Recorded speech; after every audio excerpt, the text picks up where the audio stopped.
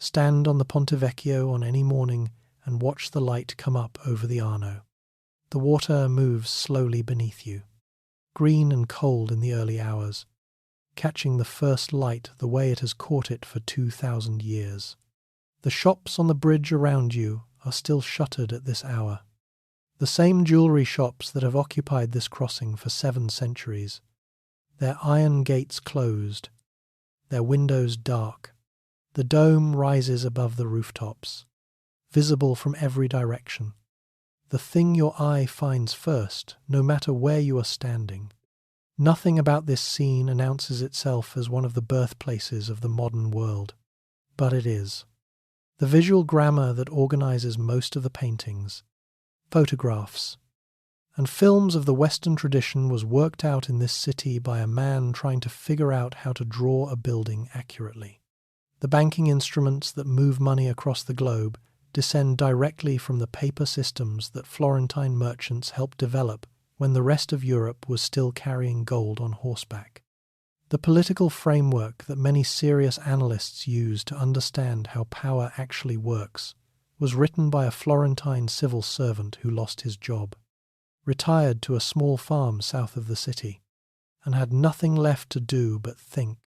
This is the story of how that happened, how one city on a quiet Italian river, across roughly 3 centuries of extraordinary effort, helped reshape the way human beings understood themselves, their governments, their art, and their place in the universe. It starts, as most things in Italian history start, with the Romans, and it starts, as most things in Florence's history start, with the river. Chapter 1. The River and the Wool.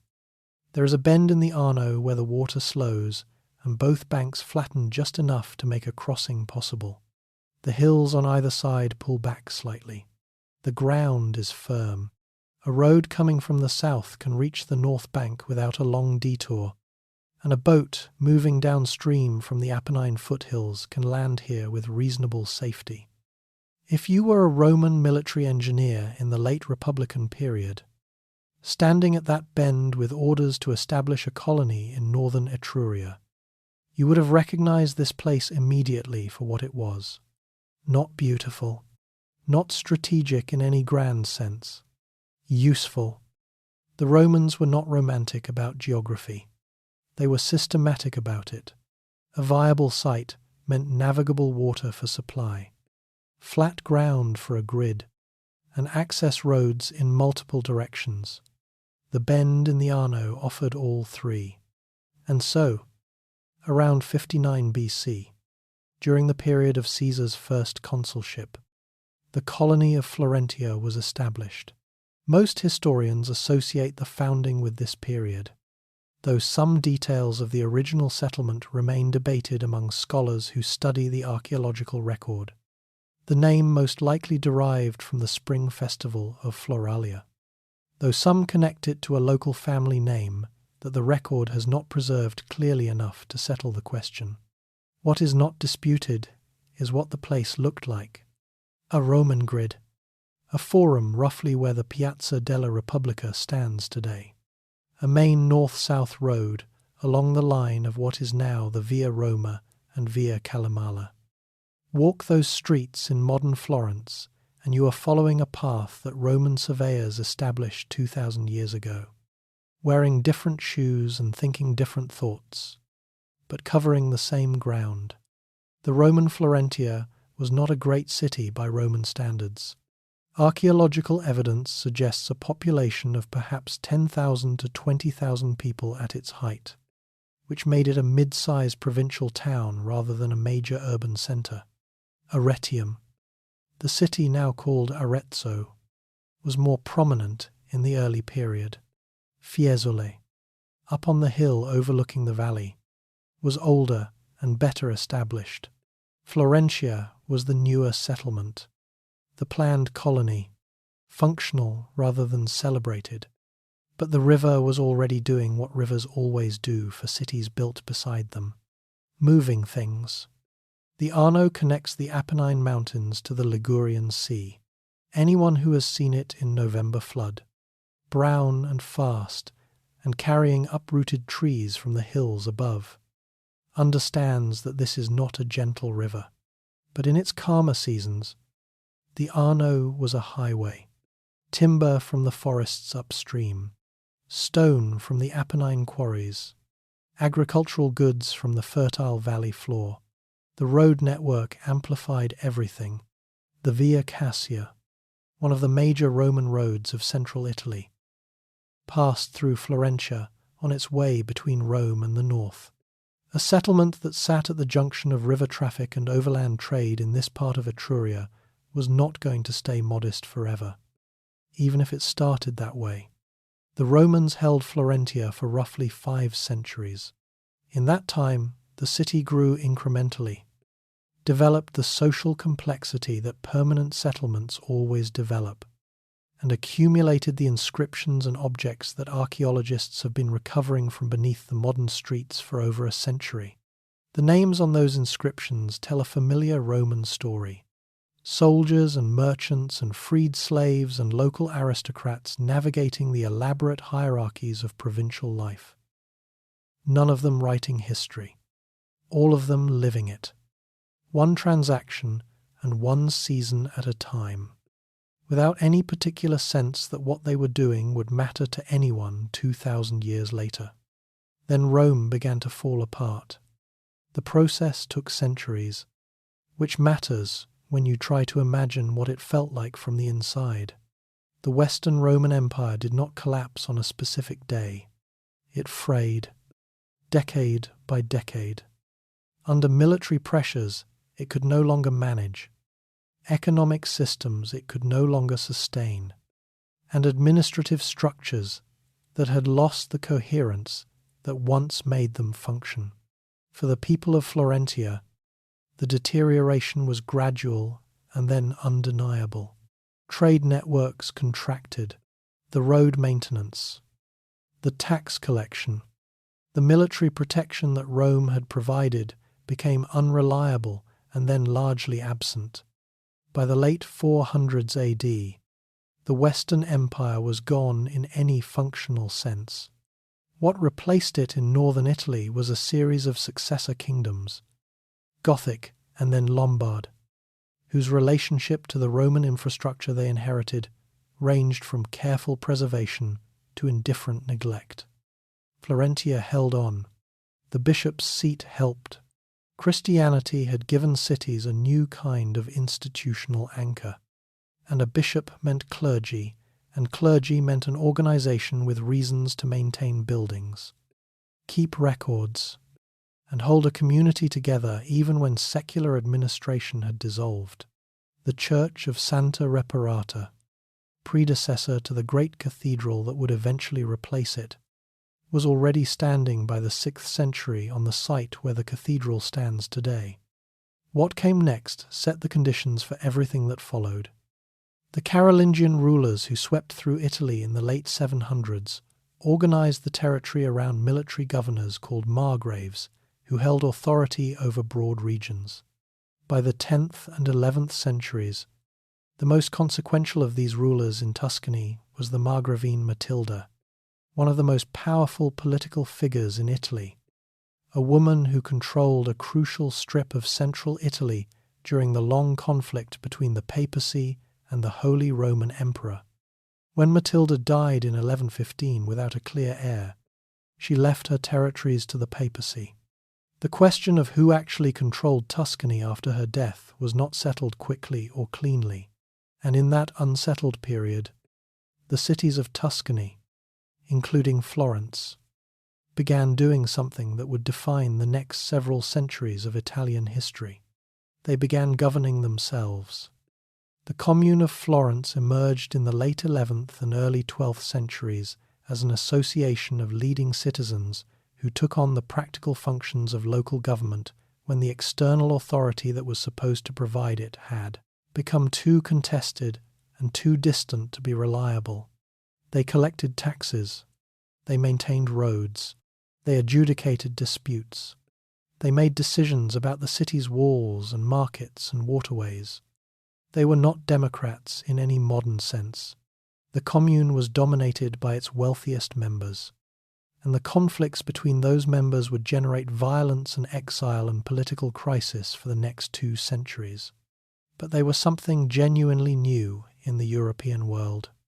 Citizens, organized as citizens, running a city as citizens, without waiting for a king or an emperor or a bishop to authorize them. That habit of self-organization, that instinct for civic action without external permission, was going to be the foundation on which everything else was built. But before Florence could become what it would become, it needed to become rich. And to become rich, it needed something that seems almost absurdly humble as the origin point of a civilization. It needed wool. The arte della lana, the guild of wool, became in the 12th and 13th centuries the engine of Florence's first great economic expansion. Tuscan merchants were buying raw wool from England and Spain, shipping it overland at considerable expense, processing it in Florence through an elaborate sequence of specialized steps, dyeing it with colors that Florentine craftsmen became particularly skilled at producing, and selling the finished cloth to markets across Europe and the Mediterranean world. The process was capital-intensive and technically demanding. Raw wool had to be washed, combed, carded, spun, woven, fulled, dyed, and finished before it could reach a buyer. Each step required specialists. Coordinating specialists at that scale required organization. Organization of that complexity required record-keeping, and record-keeping at that level of sophistication required systems that pushed commercial thinking forward in ways that no one fully planned in advance. What the Florentine wool merchants built out of practical necessity changed commerce in ways that reached far beyond their city and far beyond their century. Chapter 2. Guilds and Gold. There is a small building in central Florence that most visitors walk past without stopping. It sits on the Via dei Arte della Lana, 1 block from the church of San Michele, a narrow street whose name translates simply as the Street of the Wool Guild. The building is solid medieval construction, heavy pietraforte stone, a coat of arms above the door, the whole structure carrying the particular quality of an institution that expected to be there for a long time and was not wrong about that expectation. This was the headquarters of the Arte della Lana, and if you want to understand how Florence became one of the financial centers of the medieval world, this is where you start. Not with a palace, not with a cathedral, with a guild hall on a narrow street, and the specific kind of men who met inside it. The guild system is easy to underestimate from the distance of the 21st century. We tend to think of guilds as quaint precursors to trade unions, relics of an economic world that no longer exists. But in Florence, in the 12th and 13th centuries, the guilds were not quaint. They were the government. They were the economy. They were the social fabric that held the city together and the competitive arena in which the city's most ambitious families fought for power, status, and survival. Florence had 21 recognized guilds by the time the system reached its mature form, divided into 7 major guilds and 14 minor guilds. The major guilds represented the most economically significant industries: wool merchants, cloth finishers, bankers and money changers, silk merchants, furriers, physicians and apothecaries, judges and notaries. Membership in a major guild was a formal prerequisite for holding public office. If you wanted to govern Florence, you first had to belong to one of these organizations. That structure created something unusual in medieval Europe. It created a city where power was formally organized around commercial activity rather than noble birth or military force. The great aristocratic families mattered, but they mattered in a context where a successful cloth merchant could challenge them on formally equal terms. Florence was among the earliest major Western cities to organize political eligibility around what you did rather than who your family was. That idea feels obvious now. In 1250, it was genuinely radical.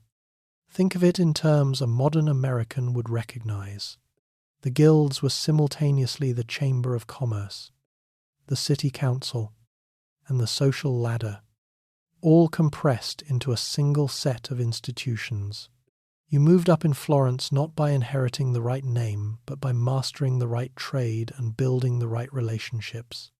It was not a perfect meritocracy. Nothing in the medieval world was, but it was far closer to one than anything else Europe had produced. The wool trade was the foundation, but it was what the wool trade required that transformed Florence from a prosperous manufacturing town into something far more consequential. Consider the logistics at the trade's height in the late 13th century. Merchants were buying raw wool in England, where the great monastic estates of Yorkshire and Lincolnshire produced some of the finest fleece in Europe. They were shipping it overland through France, because the sea route around the Iberian Peninsula was too slow and too dangerous for regular commercial use at this period.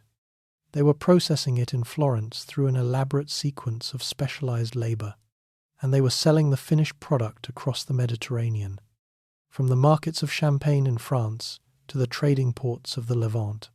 Each step required capital committed months or years before any return arrived.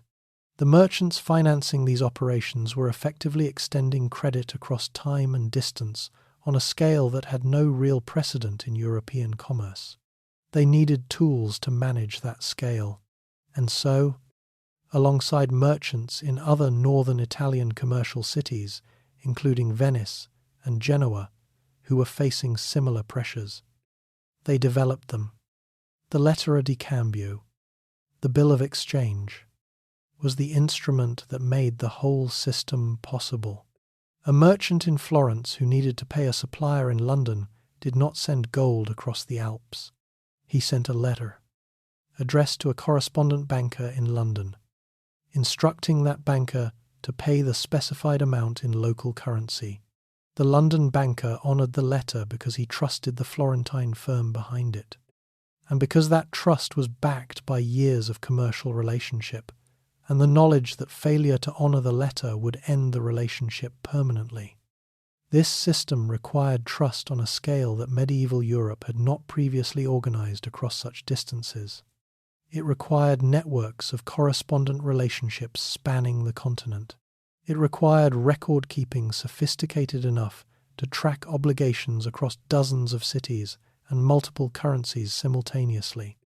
The systematic use of double-entry bookkeeping, developed and refined by Florentine and other northern Italian merchants across the 13th and 14th centuries, gave commerce something it had never previously possessed, a system in which the financial reality of an enterprise could be known with precision. Not estimated, known. Every transaction recorded twice, once as a debit and once as a credit. The two sides required to balance. A merchant using this system could look at his ledger on any given day and determine, with confidence, whether he was solvent or insolvent, whether a particular partnership was profitable or losing money. That clarity was not a small thing. It meant that business decisions could be made on the basis of information rather than intuition. It meant that commercial organization could scale beyond what any individual mind could track through memory and habit alone. The Florentine merchant Luca Pacioli, working across the northern Italian commercial cities, he would later formalize and publish these methods in 1494 in a text that spread the practice across Europe. But the methods themselves had been developing in practice for 2 centuries before that publication. In 1252, Florence introduced the florin. The florin was a gold coin, and gold coins existed elsewhere in medieval Europe. What distinguished the florin was the commitment behind it. Florence maintained the coin at a consistent weight and purity, year after year, resisting the temptation to debase the currency when financial pressures mounted, as other governments routinely did. Historians of medieval commerce describe the florin as one of the most trusted international currencies in European trade at its height. Accepted from England to the eastern Mediterranean because merchants everywhere understood that its stated value corresponded to its actual gold content. That trust translated directly into power. The great Florentine banking families were not merely wealthy. They were the people that kings came to when they needed money. Edward I of England needed to finance his wars in Scotland and Wales. He turned to the Florentines, the papacy, which ran an international organization collecting revenues across all of Christendom, needed a banking system capable of moving money across the continent reliably. It turned to the Florentines, the Kingdom of Naples, the Kingdom of France, the principalities of the Holy Roman Empire, all of them, at various points, found themselves in financial relationship with the men who ran accounts from offices on the narrow streets of this city. This created a situation without real precedent in European history. Some of the most powerful political actors in the Western world were financially dependent on the merchants of a single mid-sized Italian city. Kings could raise armies. They could impose tariffs. They could, and occasionally did, simply refuse to repay their debts. Edward III of England did exactly that in the 1340s, a default that destroyed the Bardi and Peruzzi banking families and sent shockwaves through the Florentine economy. But even after that catastrophe, Florence rebuilt, because the need that Florence filled did not disappear. The demand for sophisticated financial services, for instruments that could move value across distance, for institutions that could hold deposits and extend credit on a reliable basis, was structural. Florence had recognized it earlier than most and built the tools to meet it. The men who ran these operations were not the silk-robed figures of later Renaissance paintings. They were hard-working, numerically sophisticated merchants who got up early and worked late and spent their days managing correspondence networks that stretched across a dozen countries in an era before reliable postal systems or rapid communication of any kind. A letter from Florence to London took weeks to arrive. A reply took weeks more. Making sound decisions on the basis of information that was always at least a month out of date required a combination of analytical rigor and tolerance for uncertainty that formed, across generations, a distinctive habit of mind. That habit was going to matter enormously for what came next, because the merchants were beginning to notice something. Money, carefully managed and patiently accumulated, could outlast any individual, and money directed toward the right purposes could do things that no amount of military force or political title could replicate. It could build. It could commission. It could surround a family with the most beautiful and most intelligent things that the human mind could produce.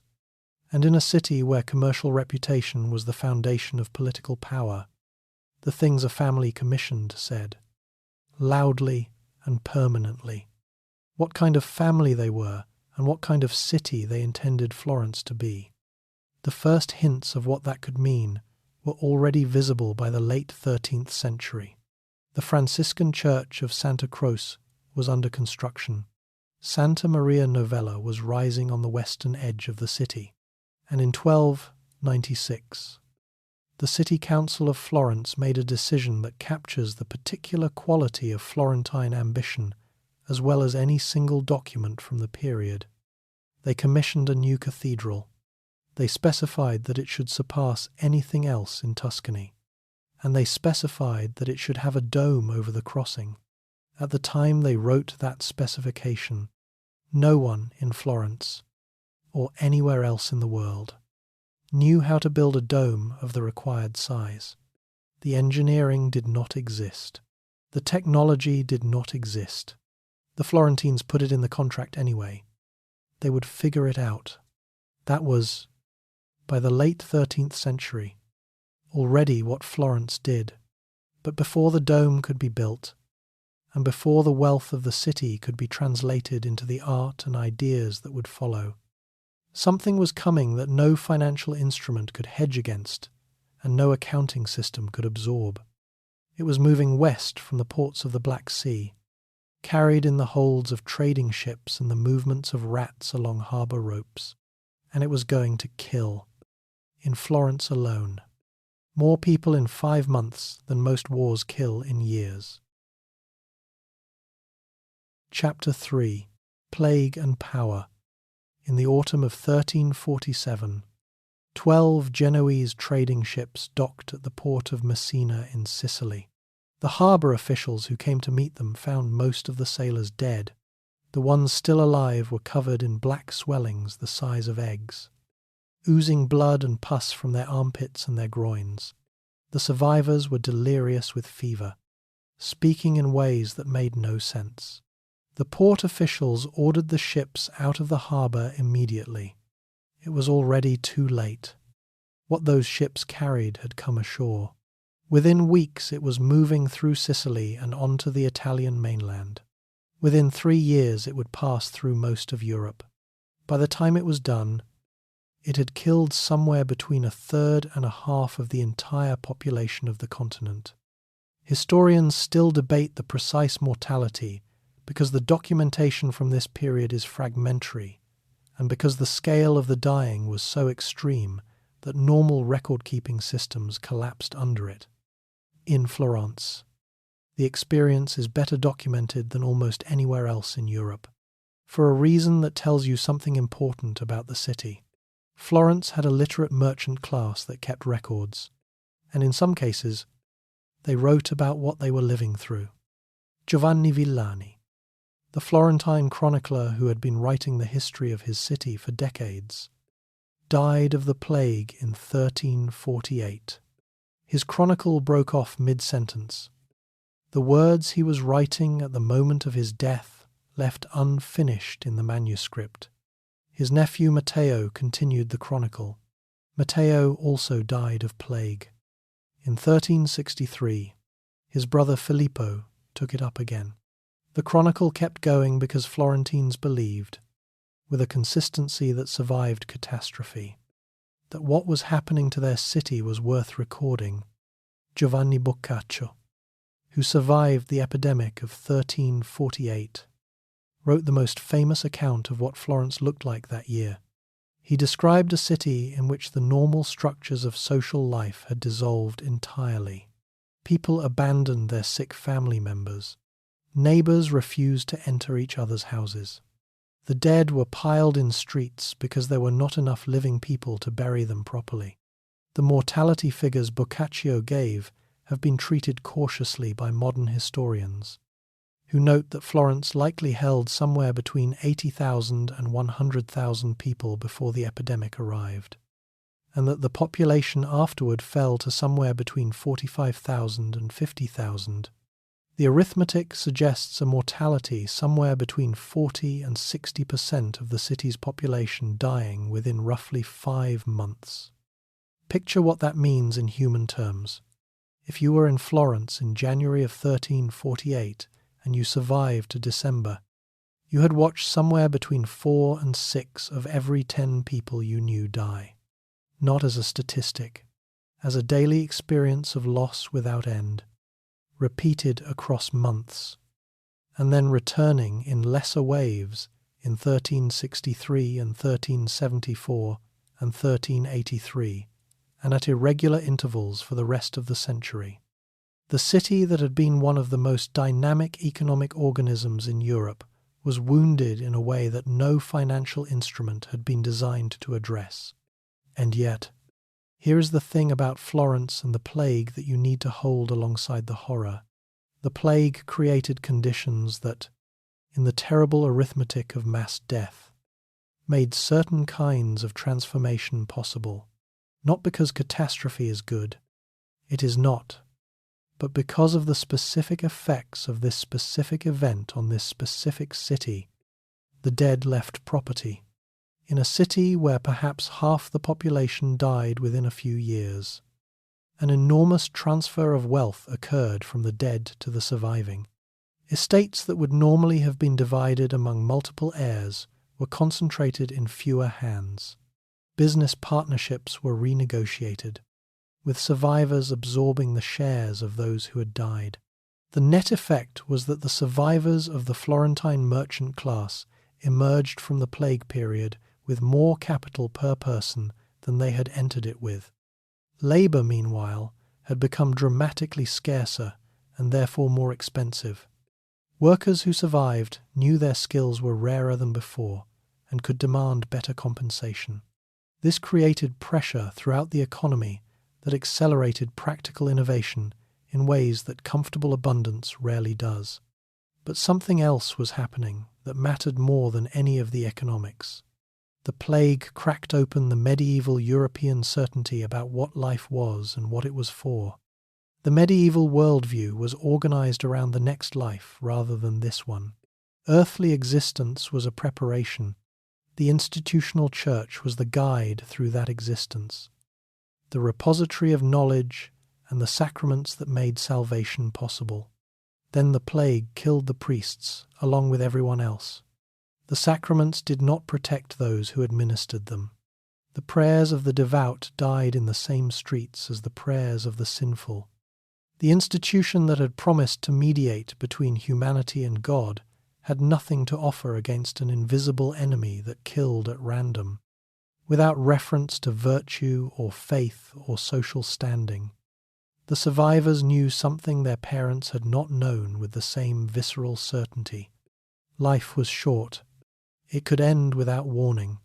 The frameworks that were supposed to explain why things happened were visibly inadequate to explain this. What do you do with that knowledge? In Florence, in the decades after the plague, a remarkable number of people arrived at a similar answer. You look more carefully at the world as it actually is. You pay attention to this life, rather than deferring everything to the next. You try to understand, through observation and reason rather than faith and authority alone, how things work and why they happen. Giovanni Boccaccio, who had watched his city die and somehow survived, wrote the Decameron while the epidemic was still fresh. The Decameron is a collection of 100 stories, told by a group of young Florentines who have retreated to a country villa to escape the plague. The stories are funny and sharp and deeply human, concerning desire and cleverness and the comedy and tragedy of ordinary life. They are told in Italian, not Latin, in the vernacular language that actual people spoke in actual streets. Dante had written his Commedia in Italian a generation before, and Petrarch had been developing Italian poetry with similar ambitions. But the Decameron brought that impulse into direct contact with the texture of everyday Florentine life and treated ordinary human experience as worthy of sustained literary attention in a way that was new in its scope and its confidence. It said, in effect, that the world you actually live in is interesting enough to write about seriously. That idea was going to grow. The money was still there, concentrated now in fewer hands. The guild structures were still functioning, and something was stirring in the intellectual life of the city. A renewed engagement with the texts of classical antiquity, with the writers of Greece and Rome who had also tried to understand the world through reason and observation, rather than authority and tradition alone. The Florentine merchant class was beginning to do something with its money that would prove more consequential than anything it had done with it before. It was beginning to pay people to think, not about theology, not about the next world, about this one. But before those ideas could fully take root, Florence needed a family a family with more money than almost anyone in Europe, a longer view than almost anyone in politics, and a very precise understanding that in this city, real power was never held through force alone. It was built through patience, through relationships, through the kind of long, slow accumulation of trust and obligation that takes generations to construct and cannot be bought quickly at any price. The Medici were coming. Chapter 4. The Rise of the Medici.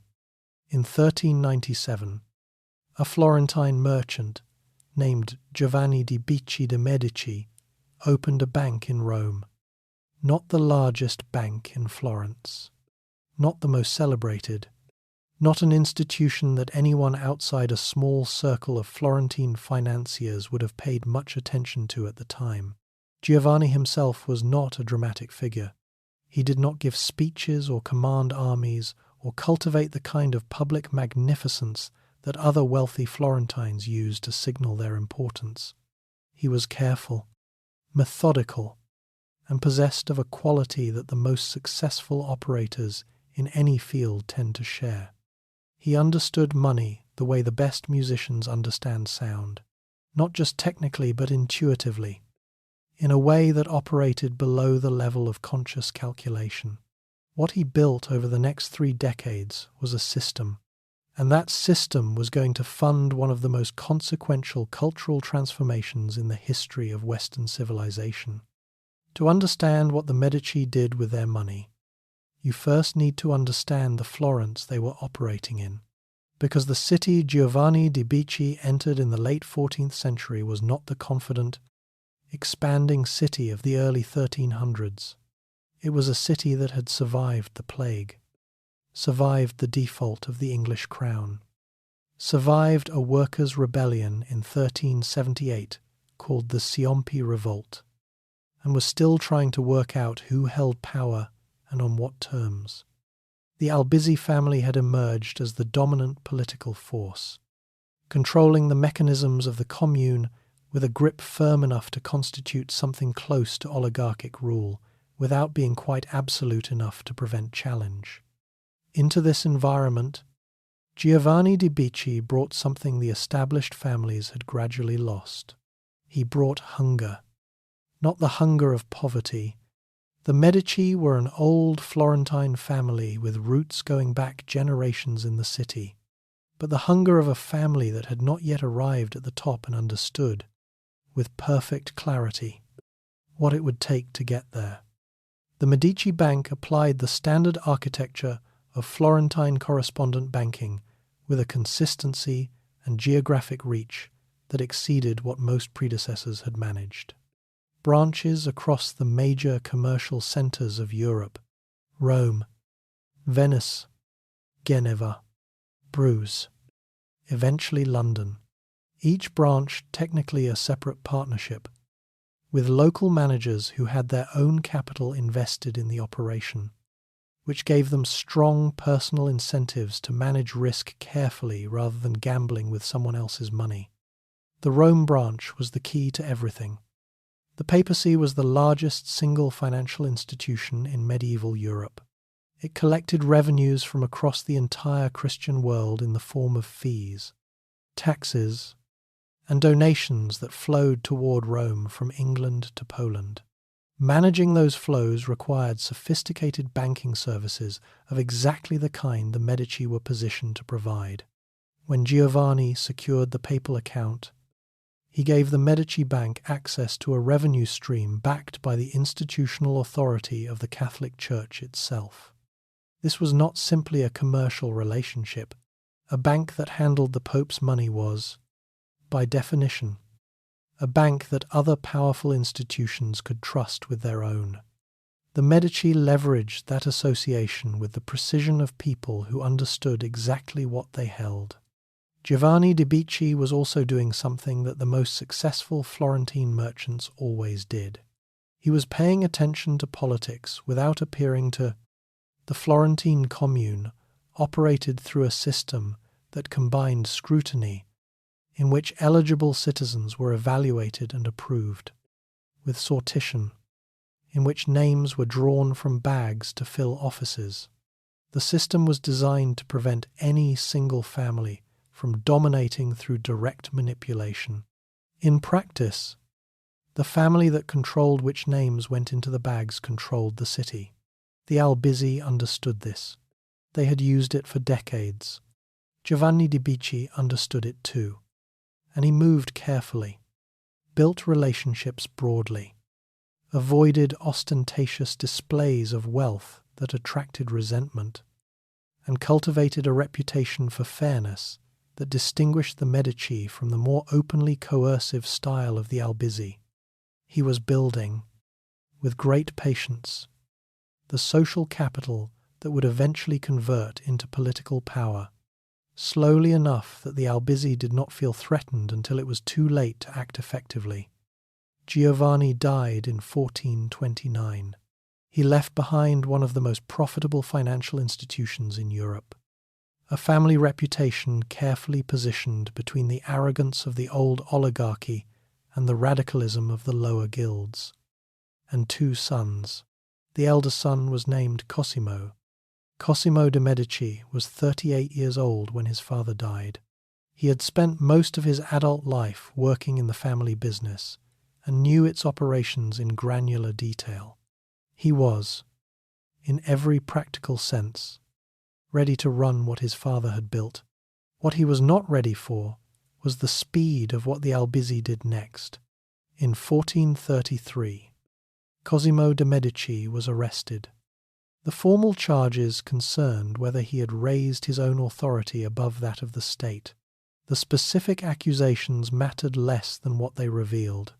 The Albizzi had concluded that Cosimo was dangerous and had decided to remove him before he could consolidate the position his father had been quietly building toward. Cosimo sat in the tower of the Palazzo della Signoria for weeks, eating only food that his servant tasted first because he was genuinely afraid of poison. The death sentence was on the table. What saved him was, in the most direct sense possible, money. Cosimo had friends, not friends in the sentimental sense alone, though some of those too. Friends in the Florentine sense, people who owed the Medici bank money, people whose own businesses depended on the Medici correspondent network functioning, people who had come to understand, through years of commercial relationship, that a Florence without the Medici would be a less prosperous Florence for themselves personally. Those friends worked. They argued against the death sentence. They proposed alternatives. They applied the particular pressure that financial dependency always generates in a system built on commercial relationships. Cosimo was sentenced to exile rather than death. He went to Venice. He took his banking records with him. What happened in Florence over the following year was a demonstration of something that would be demonstrated again and again across Medici history. You cannot exile a man whose money stays behind him. The Medici bank's correspondent relationships did not transfer to whatever institution the Albizzi preferred. The papal account did not follow political instruction. The branch managers in Rome and Venice and Bruges and London did not suddenly decide that different principles deserved their loyalty. The financial infrastructure Giovanni de' Medici had spent 3 decades constructing was tied, in ways that could not simply be reassigned by political fiat, to the Medici family and to Cosimo personally. The Florentine economy felt his absence in concrete daily ways. Credit became harder to access. Trade flows that ran through Medici networks became more complicated. In 1434, 1 year after his exile, Cosimo de' Medici returned to Florence. The Albizzi were exiled in his place. Their property was confiscated. Their political network was dismantled with an efficiency that suggested the planning had begun while Cosimo was sitting in his cell at the top of the tower. Cosimo never held a formal title. He was not a duke or a prince or a king. What he held was something more durable than any title. He held the relationships. He held the credit. He held the implicit understanding shared by everyone in Florence who mattered, that the man who controlled the money shaped the decisions. Whatever the official structures said, he would govern Florence in this way for the next 30 years, and he was about to use that position to do something that no banker before him had done on the same scale. He was going to use the money not merely to make more money, but to remake the world his city lived in. Chapter 5. Cosimo's Florence. On a summer morning in 1436, the largest dome in the world was consecrated in Florence. Pope Eugenius IV was there in person. The ceremony was elaborate and magnificent, everything a city at the height of its confidence could arrange. The choir sang music composed for the occasion by Guillaume Dufay, a Flemish composer whose work represented the most sophisticated musical thinking in Europe. The procession moved through streets lined with citizens who had watched this structure rise above their city for 16 years and were now witnessing the moment it was declared complete. The dome sat above the cathedral of Santa Maria del Fiore, the great church that Florence had begun in 1296 with a specification that called for a dome no one knew how to build. For more than a century, the cathedral had stood with a gaping octagonal hole at its crossing, 143 feet across, the width of which made every conventional method of dome construction impossible. You could not use the wooden centering that medieval builders normally relied on. A wooden framework large enough to support a dome of this size would have required more timber than existed in all of Tuscany. You could not use the thick walls that supported the great Romanesque domes of the earlier period. Because the Gothic nave of the cathedral had already been built, and its proportions did not allow for the massive buttressing those earlier domes required. The problem was, in the most literal sense, unprecedented. The man who solved it was Filippo Brunelleschi. Brunelleschi was a goldsmith by training and a genius by disposition, the kind of mind that finds unsolved problems offensive rather than intimidating. He had gone to Rome in the early 1400s and spent years measuring and studying the ancient buildings there, trying to understand how the Romans had achieved what they had achieved. The Pantheon in particular, with its unreinforced concrete dome, 142 feet in diameter, had occupied him intensely. He was determined to understand the underlying principles well enough to adapt them to a problem the Romans themselves had never attempted. What Brunelleschi proposed for the Florentine dome was not a copy of Roman technique. It was something new. 2 shells, an inner and an outer, with a cavity between them that reduced the total weight while maintaining structural strength. No centering, using instead a herringbone pattern of brickwork that allowed each course of bricks to support itself as it was laid. A series of horizontal stone and iron chains embedded in the structure to contain the outward thrust that a dome of this size would generate. The building committee found the proposal so improbable that they held a competition to consider alternatives before accepting it. No one had a better idea. Brunelleschi built his dome. What the dome meant for Florence was larger than the engineering. It meant that a city which had made a promise it did not know how to keep had kept it anyway. Every person in Florence could look up and see the proof of it, rising above the rooftops, visible from the hills miles away. The thing that was supposed to be impossible was right there, solid and permanent, telling anyone who looked at it that the gap between what exists and what is possible is narrower than most people assume. Cosimo de' Medici was paying close attention to that lesson, not just to the dome itself, but to the larger question it raised. If a man with the right kind of intelligence could solve a problem that had defied solution for over a century, what else might be possible? He was about to answer that question by investing in human intelligence the way his father had invested in correspondent banking, systematically, patiently, with a long horizon view that distinguished the Medici approach from the more transactional thinking of their rivals. The circle of scholars that gathered around the philosopher Marsilio Ficino, whom Cosimo had identified as a young man of exceptional gifts and provided with a house, a library, and a stipend, became what later historians would call the Platonic Academy. It had no building in the formal sense, no curriculum, no degrees.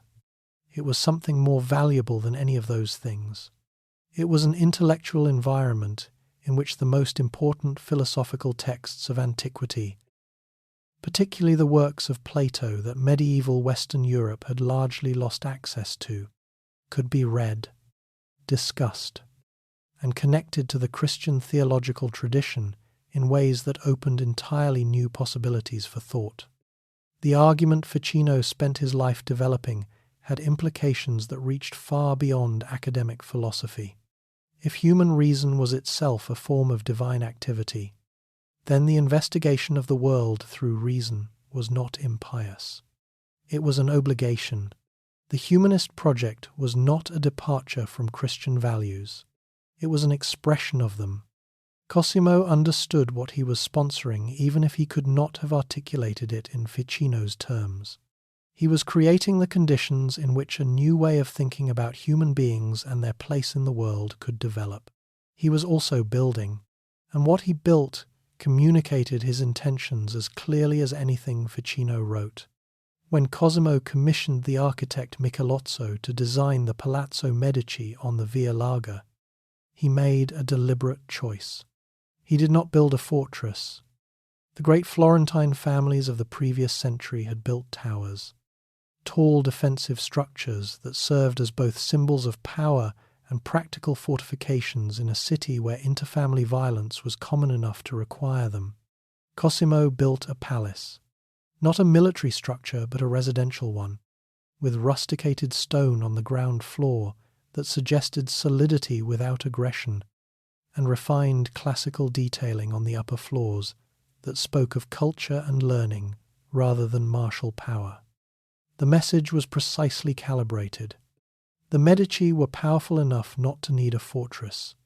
They were sophisticated enough to understand that real power in Florence came not from the ability to defend yourself against your neighbours, but from the ability to make your neighbours want to be associated with you. The same logic governed the church of San Lorenzo, rebuilt under Brunelleschi's direction as the Medici parish church, the convent of San Marco, paid for entirely by Cosimo and decorated by Fra Angelico, whose Annunciation at the top of the staircase remains one of the most luminous images in all of Florence. Each commission was simultaneously an act of genuine piety and an act of political communication so effective that it has lasted 600 years. Donatello was the artist whose work most fully expressed what Cosimo was reaching toward, the greatest sculptor of his generation. Donatello was doing for bronze and marble what Brunelleschi was doing for architecture and Ficino was doing for philosophy. He was looking at the classical world not as a museum of dead forms, but as a living source of ideas about what human beings looked like, how they moved, and what it meant to inhabit a body in space. His David, cast in bronze at some point in the 1430s or 40s, the exact date remaining uncertain among historians, was widely regarded by art historians as the first freestanding nude male sculpture produced in Europe since antiquity. For roughly 1,000 years, no sculptor in Europe had made a freestanding human figure without clothes. The theological discomfort with the body, the association of nudity with shame, the general direction of medieval culture away from the celebration of physical beauty, had made such a work essentially unthinkable. Donatello made it for the courtyard of the Palazzo Medici, and it existed because Cosimo was willing to pay for work that pushed past the boundaries of what was considered acceptable, as long as the work was beautiful and the argument behind it was serious. What Cosimo was creating, across all of these commissions, was an ecosystem, a city in which the most talented people in Europe wanted to be. Because Florence was where the most interesting work was happening, and where the resources to support interesting work existed, talent attracted more talent. Competition between ideas pushed quality higher than any individual act of patronage could have achieved alone. Cosimo de' Medici died in 1464. He was 73 years old. The city of Florence gave him a title posthumously. Not political, not military. They called him Pater Patriae, Father of the Fatherland, a Roman title, chosen by people who understood exactly what the reference meant and believed it was earned. He left behind a transformed city, a city with a dome no one thought could be built, a city with libraries and academies and churches and palaces representing the most sophisticated aesthetic thinking in Europe, a city in which the idea that human beings, through reason and creativity and disciplined effort, could understand the world and make it more beautiful, had moved from philosophical speculation to organizing principle of public life. He also left behind a grandson, being educated in the most extraordinary concentration of intellectual talent in Europe, eating at the same table as philosophers and artists and architects from the time he could form memories. His name was Lorenzo. Chapter 6. Lorenzo, the Magnificent. There is a story about Lorenzo de' Medici that Giorgio Vasari recorded in his Lives of the Artists, written roughly a generation after Lorenzo's death. Historians treat its essential details as plausible, while noting that Vasari was working at some remove from the events, and that compelling stories about famous people have a way of improving with retelling. According to Vasari, Lorenzo was walking through the sculpture garden that the Medici maintained near the monastery of San Marco, a space where young artists could study ancient statues from the family collection, when he noticed a boy of about 14 working on a marble faun. The boy was copying an ancient head and improving on it. Lorenzo stopped, looked carefully, and remarked that an old man would not have all his teeth. The boy, without hesitation, took a chisel and knocked out one of the faun's teeth and drilled the socket to suggest the tooth had fallen out naturally with age. Lorenzo watched this and understood immediately what he was looking at. He arranged for the boy to come and live in the Palazzo Medici, to eat at Lorenzo's table, to be educated alongside Lorenzo's own children, to have access to the full resources of the household, its library, its art collection, its circle of scholars and philosophers. The boy's name was Michelangelo Buonarroti. He was 14 years old. He would live in the Palazzo Medici for the next 4 years, until Lorenzo died. That story, carrying whatever adjustments time and retelling have introduced, captures something essential about Lorenzo that no amount of political biography quite conveys. He had an eye, not just taste, which the wealthy have always been able to purchase, but the rarer ability to recognize genius before it had fully declared itself. Lorenzo de' Medici was born in 1449, the eldest son of Piero di Cosimo de' Medici, his father Piero, who suffered from severe gout and is known to history somewhat uncharitably as Piero the Gouty, ruled the city for only 5 years before dying in 1469. Lorenzo was 20 years old when he took control of the family's affairs.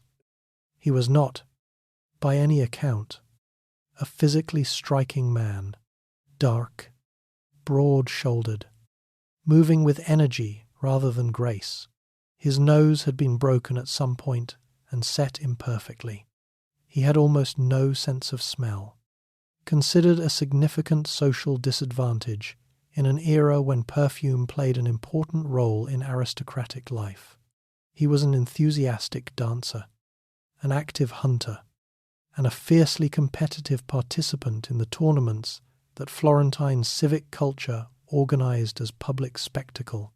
He was also a poet of genuine accomplishment, not a gifted amateur producing verses in his spare time, but a serious literary figure who contributed to the development of Italian as a literary language in ways that scholars still engage with. He could write in both the elevated Petrarchan tradition and in the popular idiom of carnival songs and rustic verse with equal facility. He could operate at every register of Florentine cultural life simultaneously and feel at home in all of them. And he was the most effective political operator in Italy. Florence, in the 1470s and 1480s, was the most dangerous city in Italy to be powerful in. The peninsula was divided among 5 major powers: the Duchy of Milan, the Republic of Venice, the Papal States, the Kingdom of Naples, and Florence, plus a network of smaller states and mercenary commanders whose loyalty was always conditional. The balance of power among these forces required constant attention and the ability to see threats before they became crises. Lorenzo managed this balance for 2 decades with a skill his contemporaries recognized and that later historians have consistently admired. He operated not through military force. Florence was not a great military power and he knew it, but through diplomatic intelligence. He maintained personal correspondence with rulers across the peninsula and beyond. He understood the interests and the vulnerabilities of every major player in Italian politics. He intervened, through loans and marriages and carefully placed information, to prevent any single power from becoming dominant enough to threaten the others. What Lorenzo was practicing in Florence in the 1470s was a form of balance of power diplomacy that anticipated by more than a century the frameworks that would later be formalized in the theory of international relations. The idea that stability requires no single actor to become too powerful, that smaller states survive by making themselves useful to larger ones, that information is itself a form of power. He was not theorizing these principles. He was practicing them in real time, with real consequences.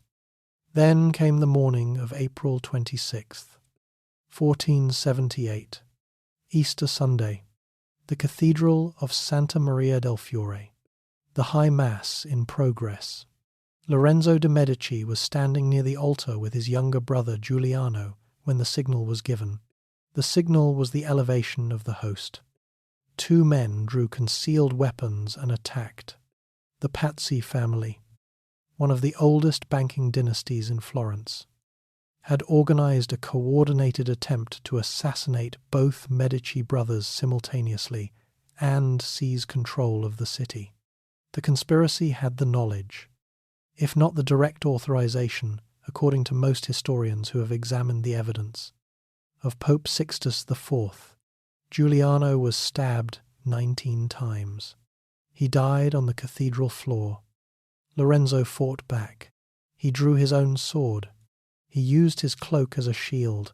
He retreated into the sacristy while his companions held the door. He had been wounded in the neck, a cut from one of the initial strikes, but the wound was not fatal. According to contemporary accounts, the wound was examined immediately by those with him in the sacristy to check whether the blade had been poisoned. He walked out of that sacristy into a city that had already made its choice. The Florentine population did not rise against the Medici as the conspirators had expected. They rose against the conspirators. The retribution was swift and extreme.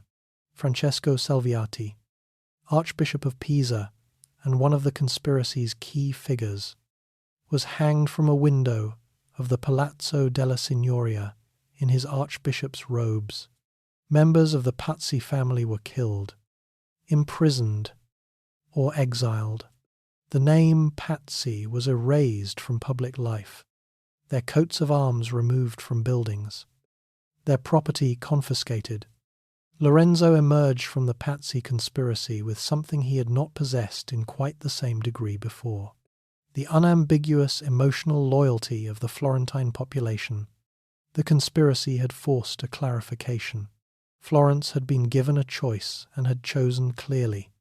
Pope Sixtus IV responded by excommunicating Lorenzo and placing Florence under interdict, suspending all religious services in the city as collective punishment. He then allied with Naples to wage war against Florence. The military situation deteriorated through 1478 and 1479, to the point where the city faced a genuinely damaging peace settlement. Lorenzo travelled to Naples. With only a small retinue and without any guarantee of his personal safety, to negotiate directly with King Ferrante of Naples, a ruler whose reputation for ruthlessness was not unearned. He spent 3 months at the Neapolitan court. He talked. He listened. He made it clear to Ferrante that a Florence weakened was less useful to Naples than a Florence intact and grateful. He came home with a peace agreement. The years that followed, from roughly 1480 to 1492, are what most people mean when they talk about the golden age of Florence. Sandro Botticelli was painting The Birth of Venus, Primavera, works that had absorbed the Neoplatonic philosophy of Ficino's circle and translated it into visual form with a sensuous beauty that the philosophy alone could not generate. Domenico Ghirlandaio was working on the great fresco cycle in Santa Maria Novella.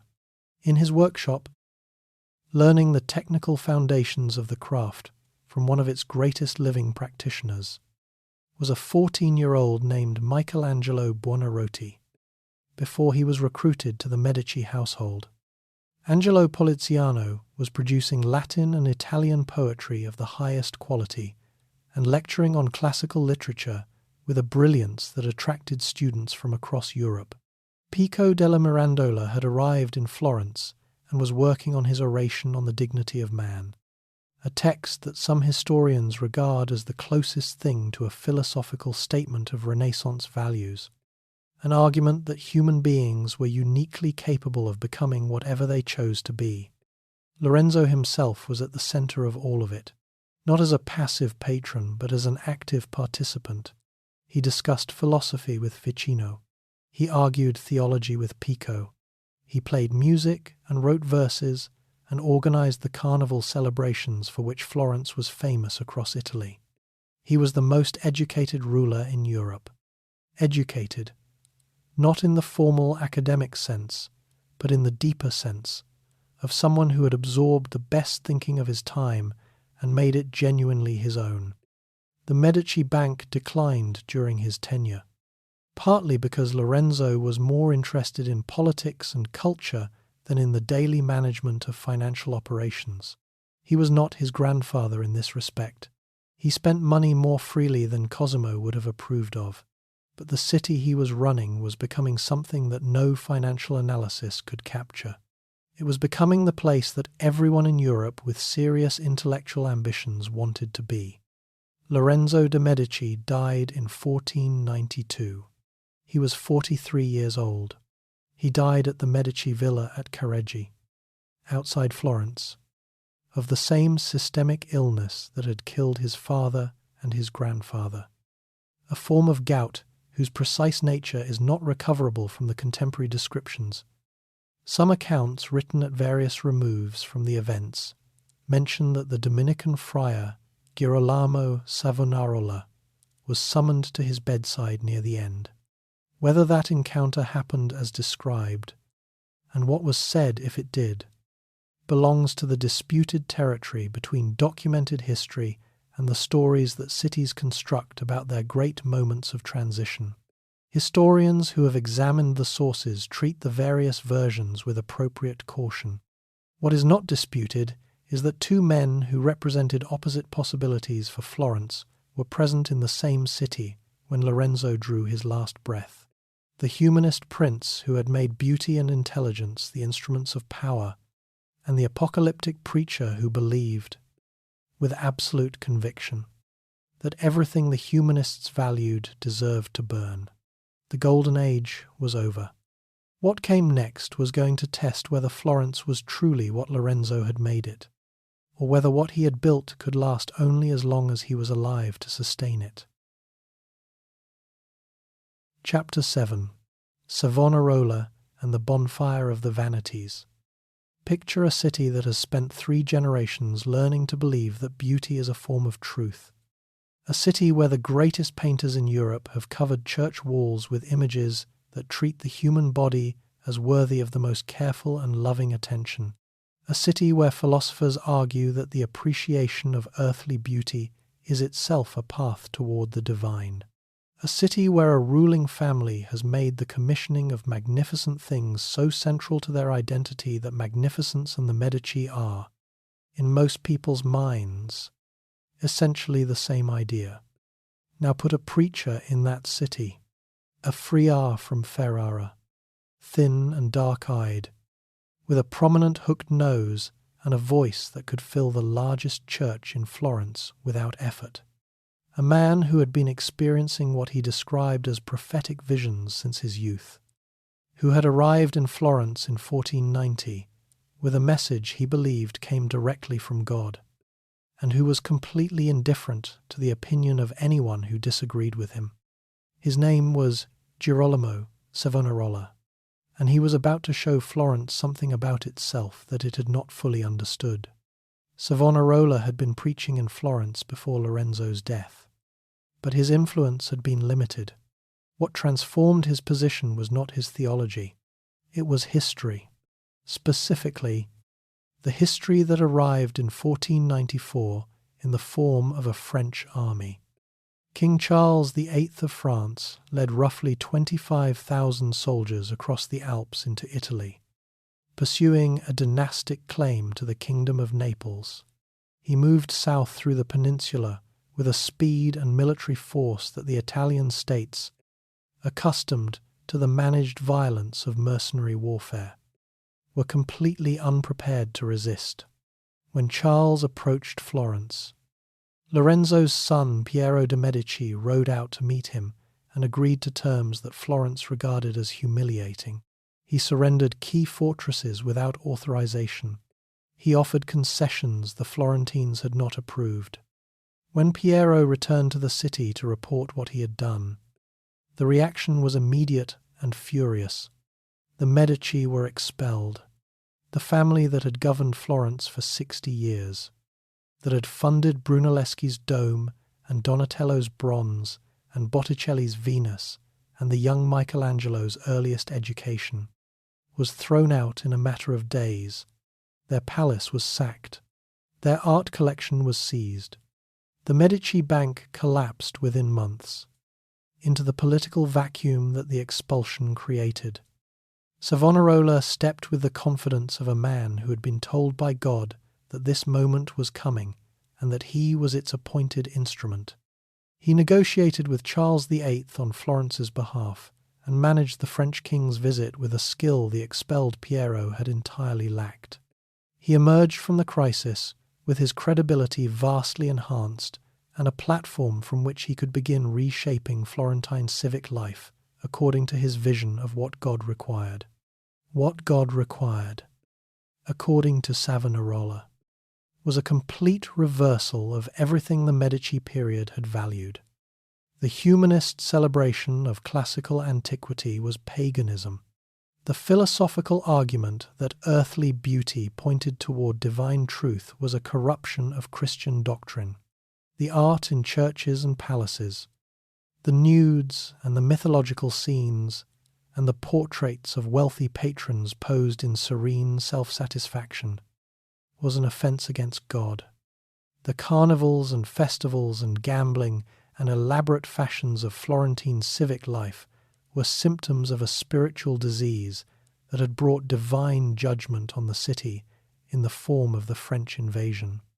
Florence had to repent, publicly, visibly, collectively. He organized the city's children, the fanciulli, the boys of Florence, were mobilized into a kind of moral inspectorate. They went door to door collecting the objects Savonarola had identified as instruments of sin: mirrors, cosmetics, playing cards, dice, books of secular poetry, including works by Boccaccio, paintings of women who were not saints, musical instruments used for entertainment, and on February 7th, 1497, in the Piazza della Signoria, these objects were piled into a pyramid and burned, the bonfire of the Vanities. The phrase has become so familiar that it has lost some of its specific weight. But consider what was actually burning in that square on that winter evening. We do not have a complete inventory of what was destroyed because no systematic record was kept. What we know is that paintings were destroyed, books were destroyed, objects accumulated over generations, representing the cultural production of one of the most creative cities in Europe, were reduced to ash in a public square. Giorgio Vasari, writing some decades later, claimed that Botticelli himself carried some of his own works to the bonfire. Moved by genuine religious conviction, modern historians treat this claim cautiously, noting the distance between the event and Vasari's account and the difficulty of verifying individual motivations in moments of collective religious fervour. What the story points toward, whether or not its specific details are accurate, is the real psychological power Savonarola had achieved. He had convinced a significant portion of one of the most sophisticated cities in Europe that everything it had valued was spiritually dangerous. How does that happen? The answer requires looking below the level of the great families and the great artists. The Medici period had been magnificent. It had also been expensive, politically concentrated, and not equally beneficial to all Florentines. The wool trade had declined. The bank had weakened. The gap between the families who circulated through the Palazzo Medici and the majority of Florentines who did not was real and felt in daily life. Savonarola's primary audience was not the humanist intellectuals who had flourished under Lorenzo. It was the workers, the lesser artisan, the people who had watched the Golden Age from the outside and had their own reasons to question whether it had been as golden for them as it had been for the Medici and their circle. There was also the man himself. Savonarola preached with an intensity that contemporaries described as overwhelming. He was an apocalyptic thinker who preached the coming of divine judgment with a conviction so absolute that it created its own certainty in listeners who were already frightened by French invasion and political chaos. He was also, for a period, politically shrewd. The Republican Constitution he helped design after the Medici expulsion gave a much larger portion of the Florentine male population the right to participate in governance than they had had under the Medici. The Great Council, modelled on the Venetian system, was a real reform, and it gave Savonarola a genuine constituency among Florentines with legitimate grievances about how the city had been governed. But his position depended entirely on a factor he could not control. It depended on the continuing relevance of the French alliance that had given him his opening. When French power in Italy receded and the political situation shifted, his position began to unravel. Pope Alexander VI, whose own conduct had given Savonarola his richest material for denunciation, excommunicated him in 1497 and ordered him to stop preaching. Savonarola refused. The confrontation between a Dominican friar and the papacy had only one possible conclusion. In 1498, Savonarola was arrested, tried for heresy and schism, and on May 23rd, 1498, he was hanged in the Piazza della Signoria, the same square where the bonfire of the Vanities had taken place 14 months before. His body was burned and the ashes thrown into the Arno. The city that had burned books and paintings in that square watched a man burn in it instead. What Florence discovered in that moment was something about its own identity that 4 years of Savonarola's influence had obscured: the humanist tradition, the belief in human reason and human creativity and the value of this world alongside the next, was too deeply embedded in Florentine life to be erased by bonfires. The paintings that had not been burned still existed. The scholars who had gone quiet began working again. The philosophical tradition that Ficino had built waited, and then continued. But Florence was different now. The confidence of the Lorenzo years. The sense that the city stood at the center of a world that was becoming more beautiful and more intelligible, had given way to something more complicated. A city that had seen its ruling family expelled, part of its cultural inheritance destroyed, and its most charismatic recent leader, hanged in its central square, was carrying a weight it had not carried before. What it still was, however, was Florence, restless, intellectually hungry, capable of producing work that no other city could match. The proof was already being made, in studios and workshops across the city, by artists who had survived everything the previous decade had thrown at them and were still at their benches, still asking the questions that Florence had taught them were worth asking. One of those artists was about to produce the most famous sculpture in the world. Another had already left for Milan, carrying the accumulated visual intelligence of a Florentine education toward a wall in a refectory that he would spend 3 years turning into one of the most studied images in human history. The fires of Savonarola had tried to end the Renaissance. They had failed. Chapter 8. Machiavelli and the Birth of Political Science. There is a letter that Niccolo Machiavelli wrote to his friend Francesco Vettori in December of 1513 that is one of the most remarkable documents in the history of Western thought, not because of what it argues, but because of what it reveals about the man writing it and the circumstances in which he was writing. Machiavelli was living in forced retirement on his small farm outside Florence, at a place called Sant'Andrea in Percusina, about 7 miles south of the city.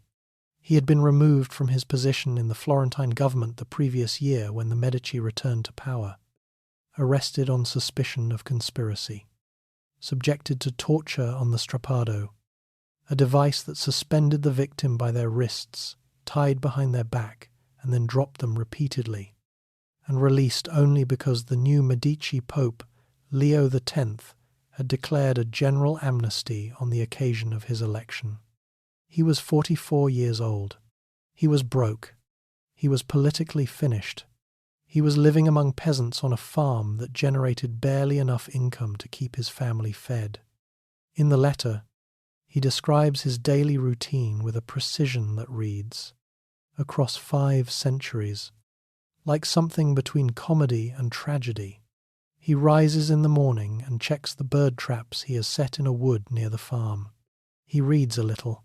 He goes to a roadside inn near the Via Cassia and spends the better part of the day playing cards and backgammon with the innkeeper, a miller, and 2 bread bakers, descending, as he puts it, into such vulgarity that it makes him ashamed of himself. Then, in the evening, something changes. He goes home. He changes his clothes.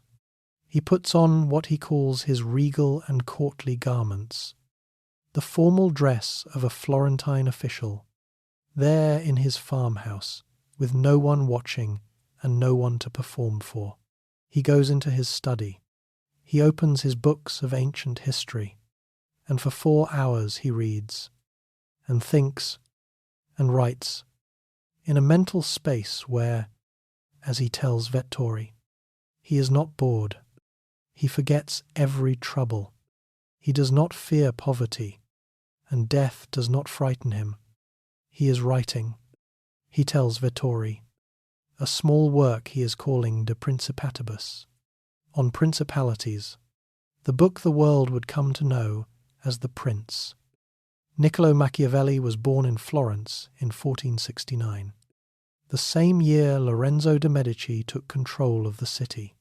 His father was a lawyer of modest means who gave his son an excellent humanist education despite limited resources, teaching him Latin and introducing him to the classical texts that would become the foundation of everything he eventually produced. The family was not wealthy and not politically prominent, which meant that Machiavelli grew up watching Florentine power from close enough to understand it and far enough away to see it clearly. He entered the Florentine government in 1498, the same year Savonarola was hanged in the Piazza della Signoria. The timing was not coincidental. Savonarola's execution had created vacancies in the administrative structure, and the new Republican government needed capable officials. Machiavelli was appointed to head the Second Chancery, a position that gave him responsibility for the Republic's diplomatic correspondence and its relations with foreign powers. For the next 14 years, he served the Florentine Republic with a dedication and competence that the historical record documents in extraordinary detail. He went on diplomatic missions to the courts of France, to the Holy Roman Emperor Maximilian I, and to Cesare Borgia, the son of Pope Alexander VI, who was carving out a personal state in central Italy with a combination of military force and political cunning that Machiavelli watched with the particular attention of a man who is learning something important against his own moral preferences. Cesare Borgia was not a good man. He was a killer and a manipulator who used every available instrument of force and deception to achieve his objectives. But he was, during the period when Machiavelli observed him closely, extraordinarily effective. There is a specific moment from this period that Machiavelli records in detail and would later use in The Prince. Borgia had appointed a brutal deputy named Ramiro de Orco to impose order on the Romagna, a region he had recently conquered. Ramiro de Orco was cruel and effective, and the region was pacified. Then one morning the people of Cesena woke to find Ramiro de Orco's body in the town square, cut in two, with a bloody knife beside it.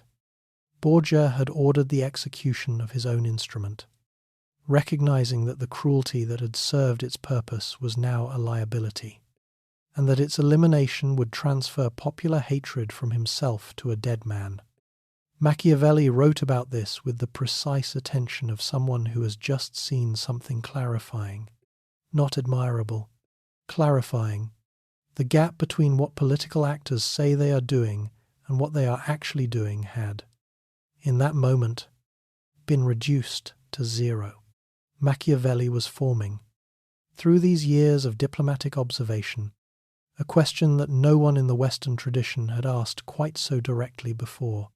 Not what should a ruler do according to moral principle, but what do successful rulers actually do? And what can we learn from the difference between those who succeed and those who fail? This was a revolutionary reorientation. The entire tradition of political writing in medieval Europe had been organized around the mirror for princes genre, works that advised rulers to be virtuous, just, and pious, to model their behavior on the ideals of Christian kingship. These works assumed that the purpose of political advice was to bring actual behavior into alignment with moral ideals. Machiavelli looked at the political world he had spent 14 years observing and saw something different. He saw that the rulers who survived were frequently not the most virtuous. He saw that the rulers who were destroyed were sometimes the most conscientious about keeping their word. He saw that the relationship between moral virtue, as conventionally understood, and political success was not the direct positive relationship that the mirror for princes tradition assumed. Sometimes it was negative. He decided to write about what he actually saw rather than what conventional wisdom said he should see. The Prince, drafted in the second half of 1513, and circulated in manuscript before being published posthumously in 1532, is a short book. It is direct, clear, occasionally brutal in its honesty, and consistently misread. The misreading takes a consistent form. People encounter the chapters in which Machiavelli argues that a prince must know how to use both law and force, that it is better to be feared than loved if you cannot be both, and they conclude that Machiavelli is celebrating cruelty and deception as positive values. This is not what he is doing. What he is doing is something at once more modest and more radical. He is describing the actual conditions under which political power operates, without the moral filtering that previous political writers had applied. He is saying, in effect, here is what the world actually looks like. Here is what rulers who succeed actually do. A ruler who governs on the basis of how the world should work, rather than how it does work, will be destroyed by rulers who have no such illusions.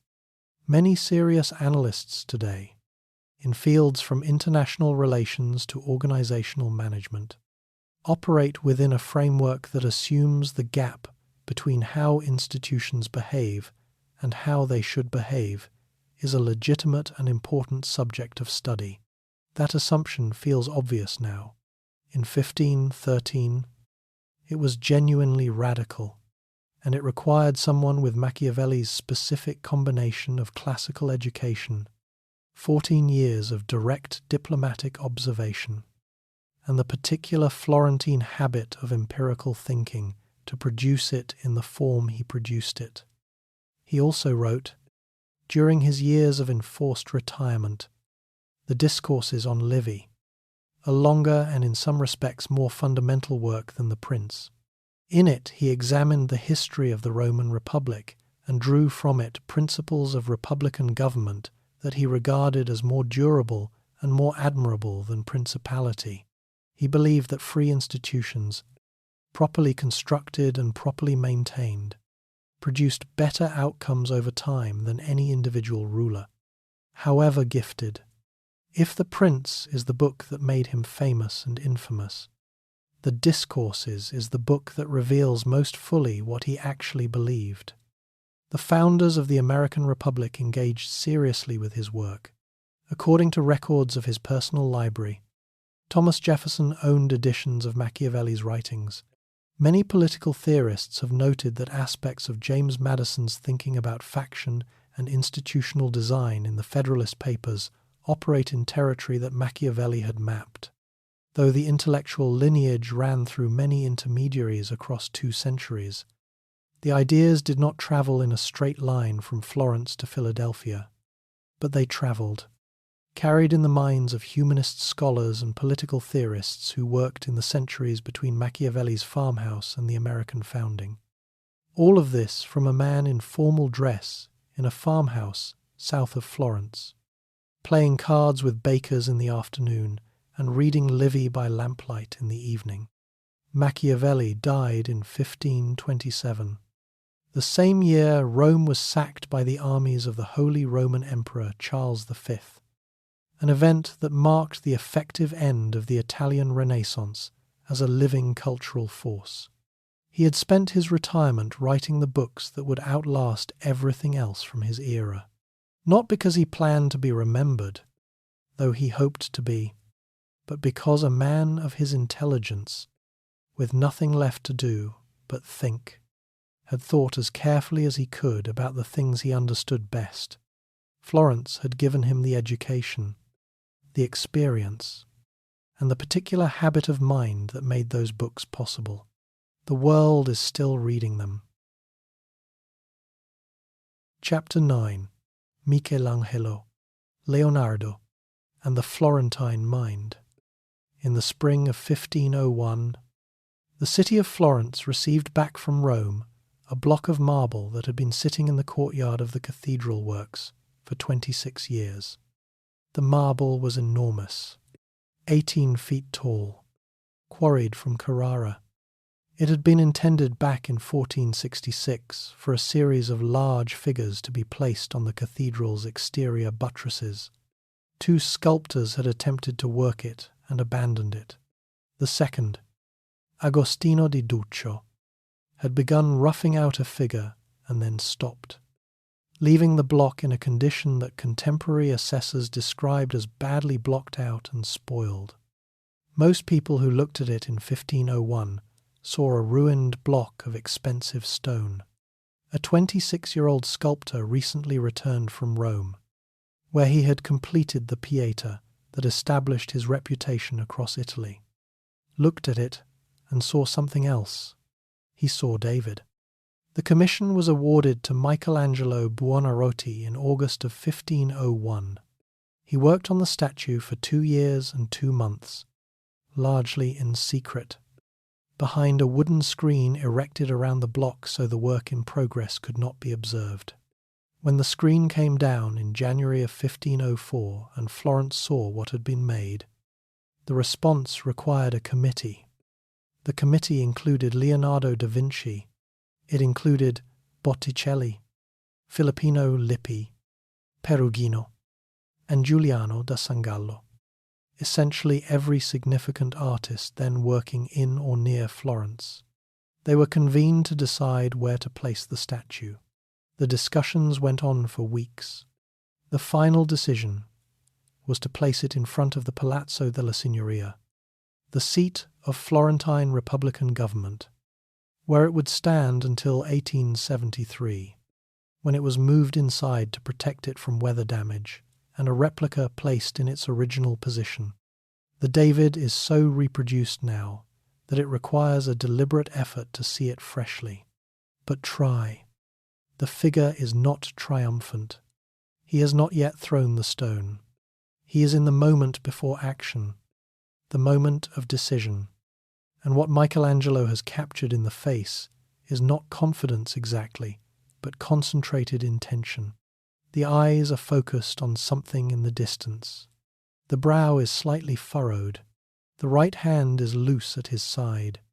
The left holds the sling. The body has not yet committed to the throw. This is the moment when a person discovers whether they are capable of what the moment requires of them. That Michelangelo chose this moment, rather than the more conventional triumphant aftermath of victory, tells you something about what Florence in 1501 had learned to value. Not the celebration of achieved glory, but the quality of attention and will that makes achievement possible in the first place. Not the hero after the battle, but the human being at the instant of becoming one. Michelangelo was Florentine in every sense that mattered for his formation. Born in the small Tuscan town of Caprese in 1475, he was brought to Florence as an infant, and the city formed him completely. He learned to draw in Ghirlandaio's workshop. He learned to think in Lorenzo de' Medici's household, eating at the same table as Poliziano and Pico della Mirandola, absorbing the Neoplatonic philosophy that would shape his understanding of art and the human body for the rest of his long life. The Neoplatonic idea that matter was a kind of prison for spirit, that the purpose of art was to liberate the ideal form trapped within physical material, was not merely an aesthetic theory for Michelangelo. Those who have studied his working methods closely note that he worked from the surface inward, as if uncovering rather than constructing. His statement that the sculpture already existed in the marble and that his task was only to remove what was not the sculpture is sometimes treated as a poetic metaphor. The evidence of how he actually worked suggests it described something closer to his literal experience of the process. He left Florence repeatedly throughout his life and returned to it repeatedly. He went to Rome for the Pieta, for the Sistine ceiling, for St. Peter's Basilica. He spent his last 30 years in Rome, dying there in 1564 at the age of 88. But he always understood himself as Florentine, and the city always understood him as its own. Leonardo da Vinci was a different kind of Florentine. more complicated in his relationship to the city, more difficult to categorize, more ambitious in the range of what his mind reached toward. He was born in 1452 in the small town of Vinci, in Florentine territory, the illegitimate son of a Florentine notary and a peasant woman. His illegitimacy excluded him from his father's profession, since notaries in Florence had to be legitimate sons of legitimate fathers, but it also, in a way that neither he nor his father could have planned, freed him from the narrow professional specialization that legal legitimacy would have imposed. He could become whatever his talent and his curiosity led him toward. His father arranged for him to enter the workshop of Andrea del Verrocchio in Florence, one of the most technically accomplished artistic studios in the city, producing sculpture and painting and decorative metalwork at the highest level. Verrocchio's workshop gave Leonardo a technical foundation broad enough to support the extraordinary range of investigation he would pursue for the rest of his life. The Florence that formed Leonardo was the Florence of the 1460s and 1470s, the city of Ficino's Platonic Academy and Donatello's late work and the building campaigns transforming the city's physical landscape. The questions this environment generated were the questions that would occupy him for 40 years, not the specifically textual questions about classical sources that preoccupied the humanist scholars, but questions about how the natural world actually functioned, how water moved, how birds flew, how light fell on surfaces, how the human body was constructed beneath the skin. He left Florence for Milan in 1482. Lorenzo de' Medici was generous with painters whose work served the purposes of Medici patronage. Leonardo's ambitions were different. He wanted a patron who would support engineering projects, military technology, hydraulic systems, the full range of applied and theoretical investigation his mind was generating. Ludovico Sforza, the ruler of Milan, offered that support in ways that Florence had not. It was in Milan, on the wall of the refectory of Santa Maria delle Grazie, that Leonardo painted the Last Supper, begun around 1495 and largely completed by 1498, according to most scholarly accounts. As documentary records suggest, work was ongoing through at least that period. The work is technically not a true fresco. Leonardo, characteristically unwilling to accept the speed constraints that true fresco technique imposed, used an experimental method of tempera and oil on a dry plaster surface that gave him the ability to revise and to achieve the gradations of light and shadow that wet plaster could not support. The technique began failing almost immediately. Within decades of its completion, visitors were already noting damage. The work has required restoration and conservation interventions across 5 centuries, and what we see today carries the marks of every generation that has attempted to preserve it. And yet the compositional intelligence of the work survives every layer of damage and restoration. The moment Leonardo chose, the instant after Christ has said that one of the 12 will betray him, and each apostle is reacting in a way that expresses their individual character, is one of the most psychologically acute choices in the history of narrative painting. Every figure is distinct. Every reaction is specific. The emotional logic of the group, the way the figures cluster and separate, lean toward Christ and away from him, is as legible today as it was when the paint was fresh. This is Florentine training made fully visible, the attention to individual human psychology, the understanding that gesture and expression are the external form of internal states, the conviction that the most important subject for an artist is the specific texture of human experience in a specific moment. Florence had taught them all how to do that. Leonardo never returned to Florence permanently. He came back briefly in 1500 to 1506. During the period when Michelangelo was working on the David, the two most gifted artists of the age were in the same small city simultaneously. The historical record suggests they were aware of each other and not particularly warm toward each other, which may simply reflect the natural wariness of two people who understood exactly how much the other was capable of. They were commissioned to paint facing walls in the council hall of the Palazzo della Signoria, a project that would have created the most extraordinary pairing in the history of mural painting. Neither work was completed. Both survive only in preparatory drawings and partial copies, ghosts of what might have been. Why did this particular city produce this particular concentration of ability within this particular period? The honest answer is several things working together. None sufficient alone. Money was necessary. The wealth of the Florentine merchant class created the patronage system that gave artists and thinkers the resources to pursue serious work. But money alone does not explain the quality of what was produced. Venice was rich.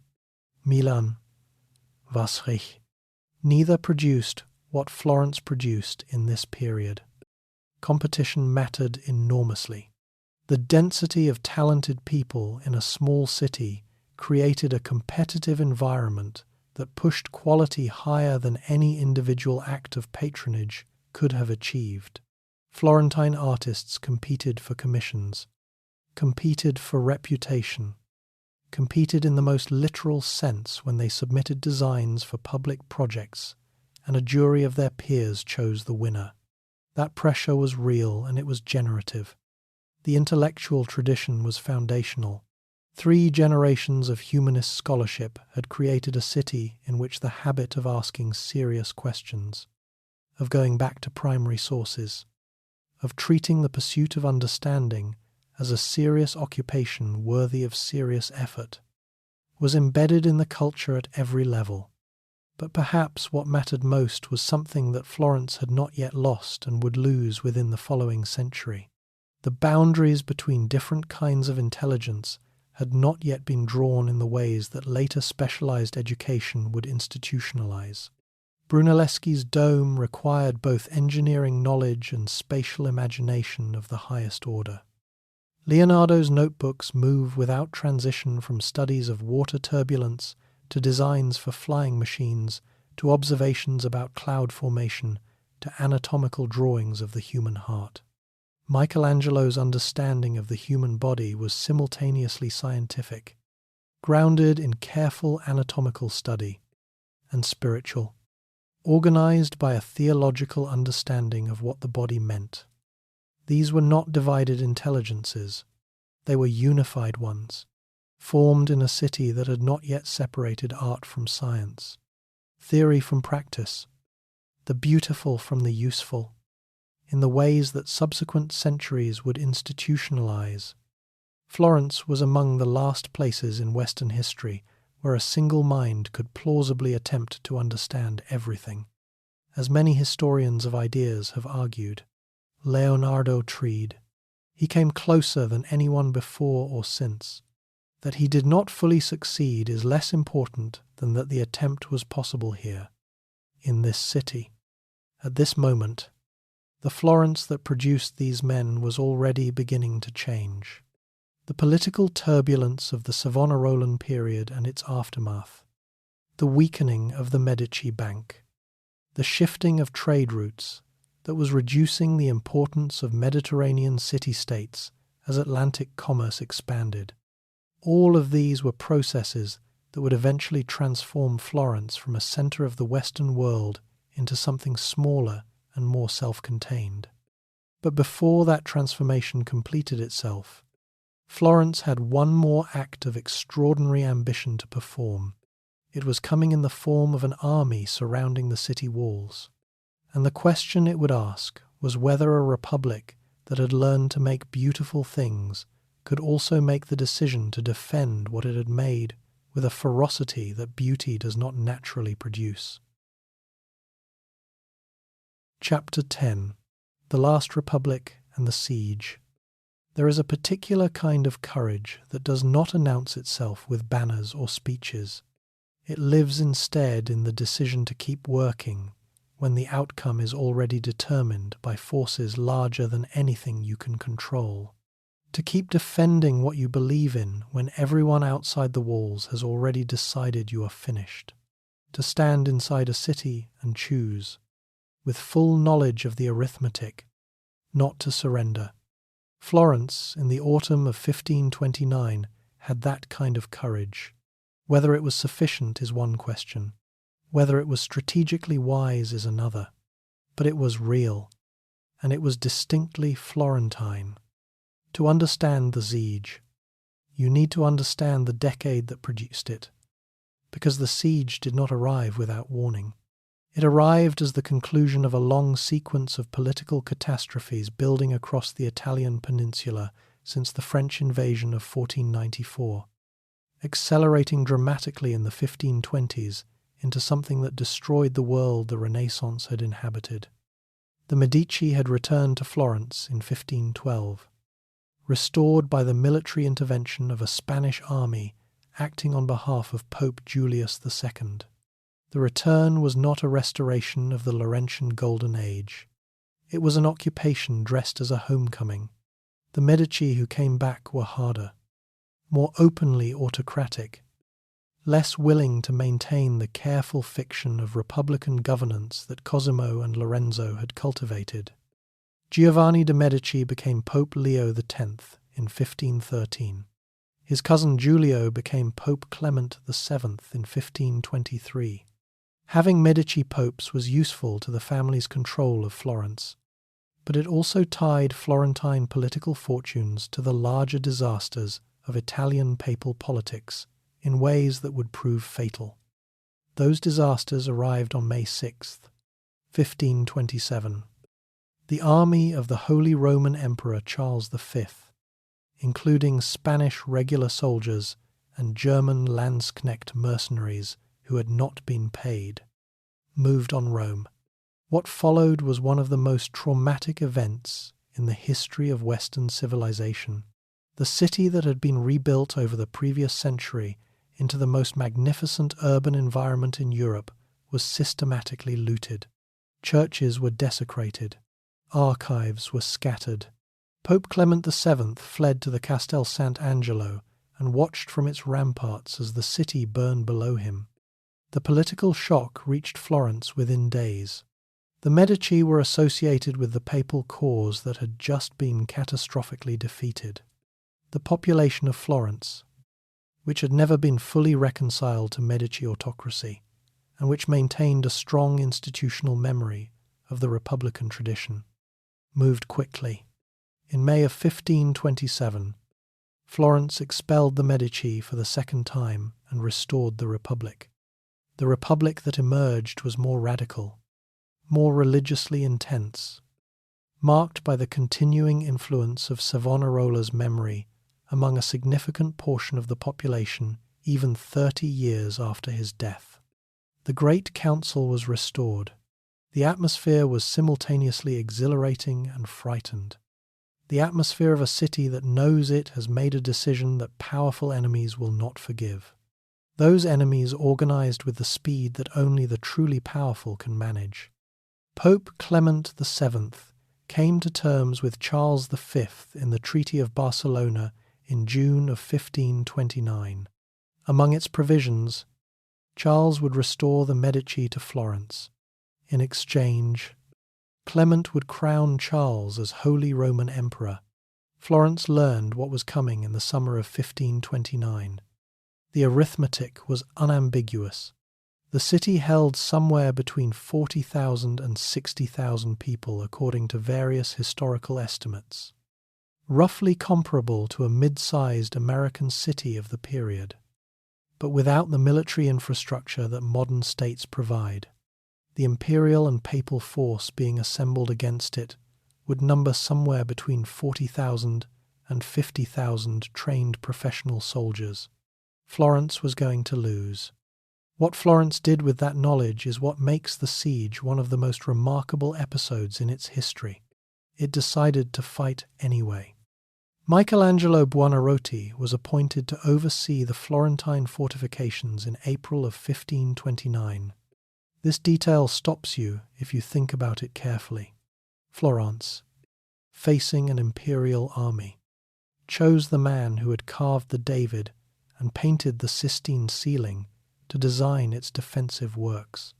Not because no military engineers existed, though the pool available in Florence was limited, but because Michelangelo possessed a quality of spatial intelligence that the city recognized as applicable to the problem of defense as well as the problem of beauty. He had also grown up in this city. He knew, with the kind of knowledge that only comes from having been formed by a place, what it would mean for that place to cease to exist as it had been.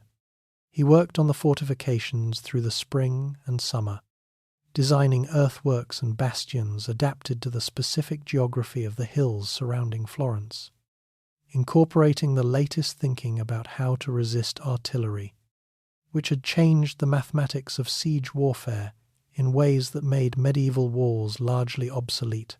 His drawings for the fortifications survive and are studied today both as military engineering documents and as works of art. Because in Michelangelo's hand, the two were never entirely separate. Then, in September of 1529, Michelangelo fled to Venice. He was recalled by the Republic's government, which threatened him with consequences if he did not return, and he came back. He completed his work on the fortifications. He was in Florence when the siege began in October of 1529. The siege lasted 11 months. The imperial army encircled Florence and settled in for the long patience of professional soldiers who know that a city without outside supply cannot hold indefinitely. There were skirmishes. There were sorties from the city's gates. There was a significant engagement at Gavinana in August of 1530, in which the Florentine commander Francesco Ferrucci was killed, along with the Prince of Orange who led the imperial forces, each man dying close to the other. Inside the walls, the city was deteriorating. Food became increasingly scarce. Disease spread. Malatesta Baglioni, the condottiere commander who led the Florentine military forces, was negotiating secretly with the imperial side throughout the later months. His loyalty had always been conditional, as the loyalty of mercenary commanders tends to be. In August of 1530, Florence capitulated. The terms were not as brutal as they might have been, partly because Clement wanted a functioning city to return to the Medici rather than a ruined one, and partly because the prolonged resistance had earned Florence a reluctant respect from its besiegers. There was no massacre. The Republic's institutions were formally dissolved rather than violently destroyed. Alessandro de' Medici was installed as ruler. In 1532 he was given the title Duke of Florence, the first time a formal title of nobility had been officially attached to Medici rule. The republic that had existed in various forms since the late 11th century was over. Florence was a duchy now. Michelangelo left Florence in 1534 and never returned. He was 59 years old. He would live another 30 years in Rome, designing the dome of St. Peter's Basilica, producing work of extraordinary ambition until his death in 1564. But he never saw Florence again.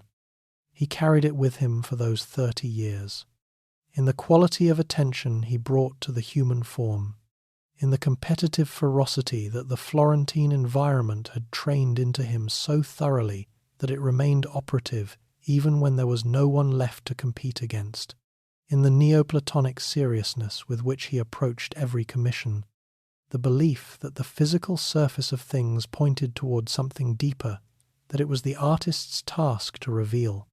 The city he had grown up in continued without him, still beautiful, still capable of serious work. But the particular quality that had made the Florence of Brunelleschi and Donatello and Cosimo and Lorenzo and Machiavelli and Leonardo possible, the quality of a city that believed the future was open and that human intelligence could push into it, was giving way to something different. The city that had always looked forward was beginning, for the first time, to look back. And what it saw when it looked back was so extraordinary that looking back would itself become, in time, a form of contribution to the world. Chapter 11. The Grand Duchy. Consider what it means to be the last of a line, not the last to hold power. Gian Gastone de' Medici, who died in 1737, was the last Medici Grand Duke, the last to govern the duchy that Cosimo I had built from the wreckage of the Republic.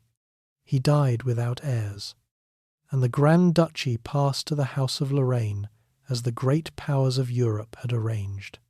But Gian Gastone had a sister, and she was still alive. Anna Maria Luisa de' Medici was 66 years old in the autumn of 1737. She had no political power. She had no army. She had no alliance that could reverse what the Congress of Vienna had arranged about who would rule Tuscany after her brother died.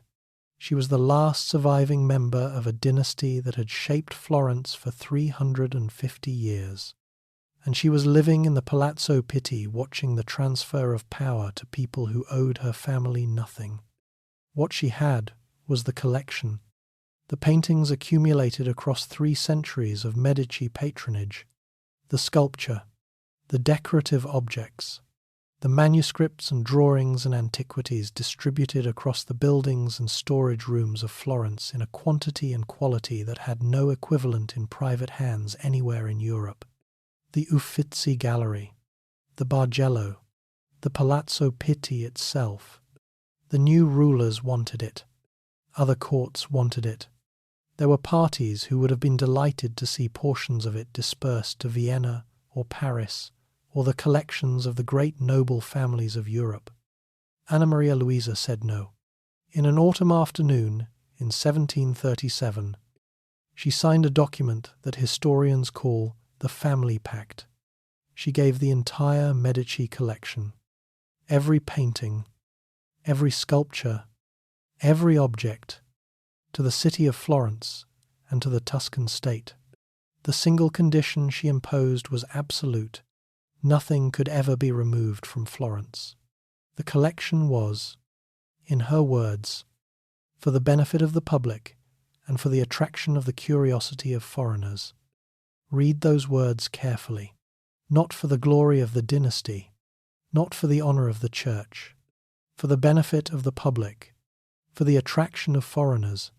In 1737, this was a sophisticated and genuinely forward-looking understanding of what a great cultural collection was for and who it properly belonged to.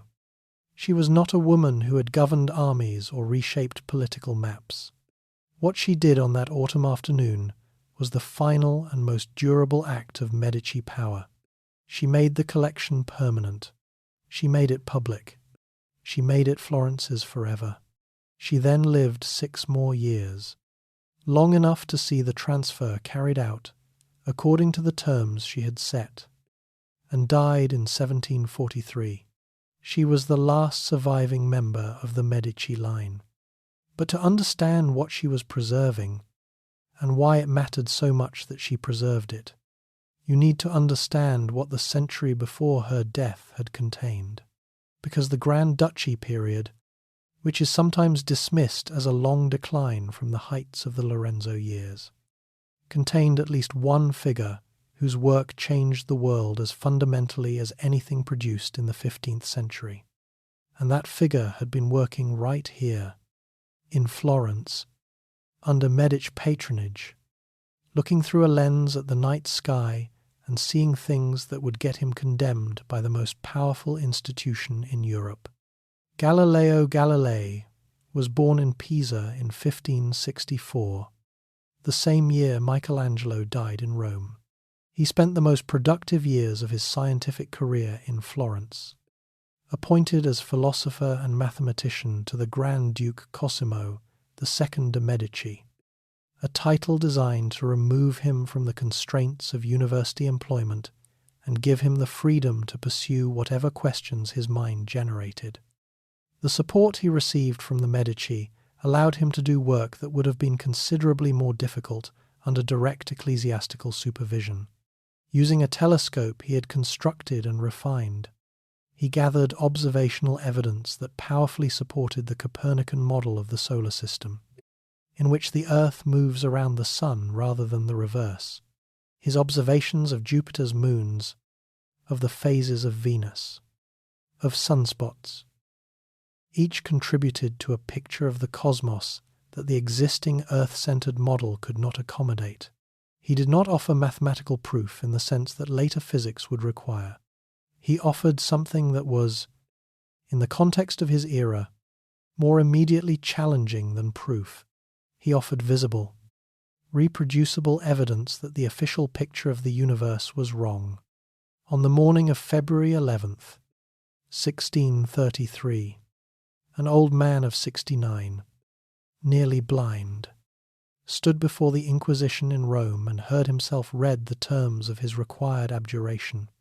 He was to renounce, curse, and detest the opinion that the sun is the centre of the world and does not move, and that the earth is not the centre of the world and does move. He was to affirm that he had been justly condemned. He was to promise he would never again say or write anything that might raise similar suspicion. He signed the document. He spoke the required words, whether he then muttered under his breath, as the legend insists, and yet it moves, cannot be verified from any contemporary source. The story appears decades after the event and has the quality of a line that someone should have said whether they said it or not. What is not a legend is what happened next.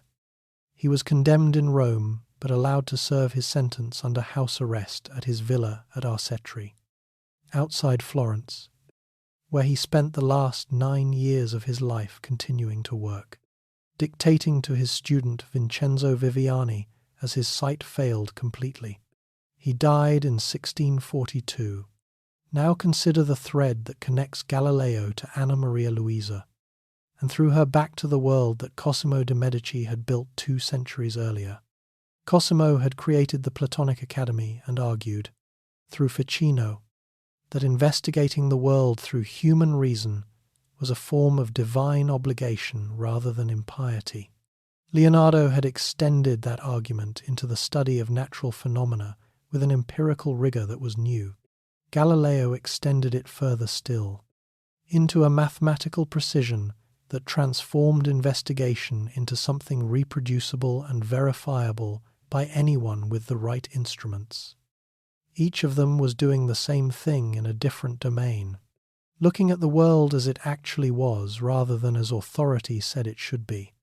That was the tradition Anna Maria Luisa was preserving when she signed the family pact. Not just the paintings and the sculptures, though those were extraordinary.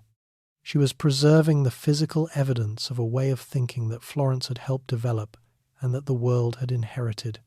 She was making sure that evidence would always be here, in this city, available to anyone who came to see it.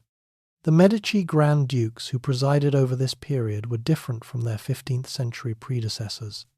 Cosimo I, who consolidated the Duchy after Alessandro's assassination in 1537, was a capable administrator and a serious patron. But his patronage served the prestige and legitimacy of the Medici state more than it served pure intellectual ambition. The Uffizi Gallery, built beginning in 1560 to Cosimo I's commission and designed by Giorgio Vasari, began as government office space. The top-floor corridor, with its long views of the Arno, was used to house works of art from the Medici collection.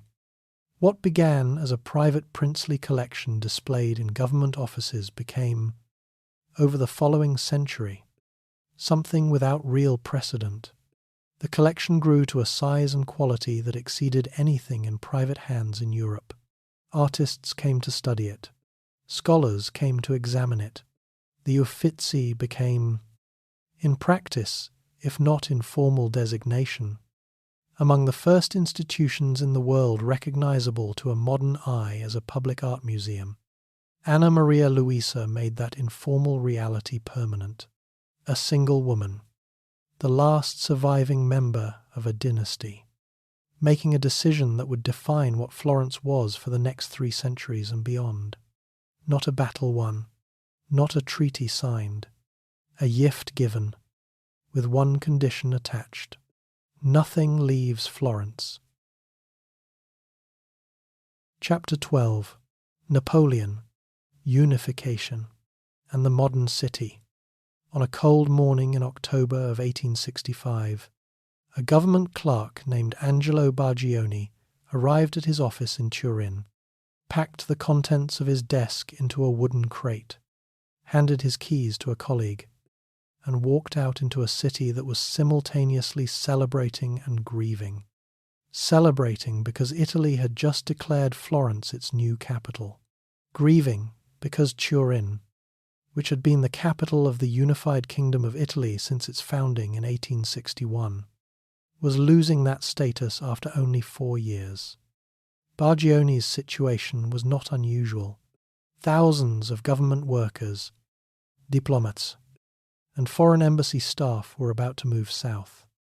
And Florence, a city of roughly 115,000 people, was about to receive them all within months. The chaos that followed was the kind that cities either survive or break under. To understand why Florence found itself as the capital of Italy in 1865, you need to go back 66 years to the morning. French soldiers marched through its gates without significant resistance. Napoleon's forces entered Florence in 1799. Napoleon himself was not present, being occupied in Egypt at this point. What came to Florence came as the advance guard of an administrative transformation that would prove, in the long run, more consequential than any military occupation. The reforms the French imposed on Tuscany were significant in ways that outlasted the French themselves. A legal framework derived from the Napoleonic Code replaced the accumulated tangle of medieval law. Guild regulations and grand ducal statutes with a rationalized system that treated citizens as legally equal regardless of birth. The guild system that had structured Florentine economic and civic life since the 12th century was abolished. Ecclesiastical properties accumulated over centuries were seized and in many cases sold. For a city whose identity had been built on the guild system, these changes reorganized the foundations of daily life in ways that could not be simply reversed when Napoleon fell. Napoleon fell in 1815. The Congress of Vienna restored the Lorraine Grand Dukes to Tuscany. Leopold II resumed governance with a conservatism born of having been removed once. The decades that followed were a period of surface restoration sitting on top of pressures it could not suppress. The Revolution of 1848 reached Florence in February of that year. Leopold II granted a constitution. A civic guard was established. For several months, Florence felt something that those who wanted to feel it that way described as the return of the Republican tradition. The feeling did not last. Leopold withdrew his constitution and called in Austrian troops. But something had changed that Austrian troops could not change back. The idea of Italian national unity had taken hold in Florence with a depth that made it qualitatively different from earlier political enthusiasms. The answer to the question of how Italy would unify was Piedmont, the Kingdom of Sardinia, ruled by the House of Savoy from Turin, was the Italian state with the military capacity and the diplomatic sophistication to drive unification forward. Its prime minister, Camillo di Cavour, maneuvered France into supporting the Italian cause against Austria with a patience and precision that would have been recognizable to the diplomatic tradition that Lorenzo de' Medici had practiced 4 centuries earlier. The War of 1859 produced the military victories that made Tuscan unification possible. A plebiscite in Tuscany in March of 1860 returned an overwhelming vote for annexation to Piedmont. Leopold II left Florence for the last time. The unified Kingdom of Italy was proclaimed in March of 1861, with Turin as its first capital. But Turin was too associated with Piedmontese identity to serve permanently as the capital of a genuinely national state. Rome was the obvious symbolic choice, but Rome was still controlled by the papacy and defended by French troops. Florence was a compromise that had its own logic, central enough geographically to be credible, culturally prestigious enough to represent Italian civilization to the world. For a country in the process of inventing itself as a unified nation, much as the United States had done less than a century earlier, having a capital that embodied centuries of shared cultural heritage mattered in ways that pure administrative efficiency could not address. Back to Angelo Bargioni and his wooden crate. The influx of government workers, diplomats, and foreign embassy staff transformed a city that was not equipped to receive them. Housing costs rose immediately. The government launched a building campaign that altered significant portions of the city centre in ways that are still discussed by urban historians today. The most debated transformation was the demolition of the old market area, the Mercato Vecchio, which had been the commercial heart of Florence since the Roman period. The medieval streets and structures were cleared and replaced with a large colonnaded piazza. An inscription on one of the arches records that the ancient centre of the city was restored from age-old squalor to a new life, a phrase that subsequent generations have found increasingly difficult to agree with. The Piazza della Repubblica that occupies this space today is not ugly exactly, but it has the quality of having been designed in a decade rather than grown over centuries, and in a city where almost everything of lasting value grew slowly. That quality is noticeable every time you stand in it. Rome was incorporated into the unified Italian state in 1870. When French troops withdrew following France's defeat in the Franco-Prussian War, with Rome available, the question of the capital was settled. The government moved south. Florence ceased to be the capital after 6 years. Angelo Bargioni, if he was still working, packed his desk again and moved to Rome. What was left behind was a city larger, better connected by rail, more integrated into the national and European economies, and physically altered in ways that mixed genuine improvements with genuine losses. The population had grown from roughly 115,000 in 1860 to over 200,000 by 1880. New neighbourhoods developed outside the old walls. Electric trams appeared in the 1890s. Art tourism accelerated through the 19th century into something close to an industry. Elizabeth Barrett Browning lived in the Casa Guidi near the Palazzo Pitti from 1847 until her death in 1861, writing about the city and its political transformation with the attention of someone who had made the place genuinely her own. Henry James came repeatedly and wrote about Florence with the particular quality of attention he brought to everything, seeing in the city's relationship to its own past questions about history and identity that his fiction was also exploring through different means.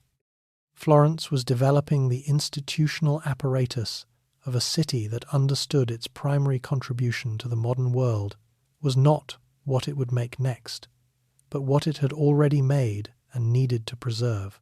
The Uffizi was reorganized and made more systematically accessible. The Opificio delle Pietre Dure, originally established by the Medici Grand Dukes in 1588 for the production of decorative stonework, was evolving into one of the most sophisticated conservation laboratories in Europe. This was not resignation. It was a legitimate form of ambition, and it would matter enormously when the test came. The First World War took Florentine men to the trenches of the Isonzo and the Carso, The political upheaval that followed brought fascism and Mussolini's march on Rome in 1922, transforming the political context without immediately transforming the city itself. The Second World War came to Florence in a way that was both devastating by the standards of what the war did to other Italian cities, remarkably restrained in its effects on the historic centre. The retreating German army, in August of 1944, destroyed every bridge over the Arno in Florence except the Ponte Vecchio. The other bridges were blown up along with the medieval buildings at their ends to delay the Allied advance. The Ponte Vecchio survived. The precise reason has been debated by historians, and while various accounts have circulated over the decades, the documentary evidence for any specific order or decision has remained thin enough that the question cannot be definitively settled. What is not in question is that the oldest and most historically significant crossing of the Arno survived when the others did not.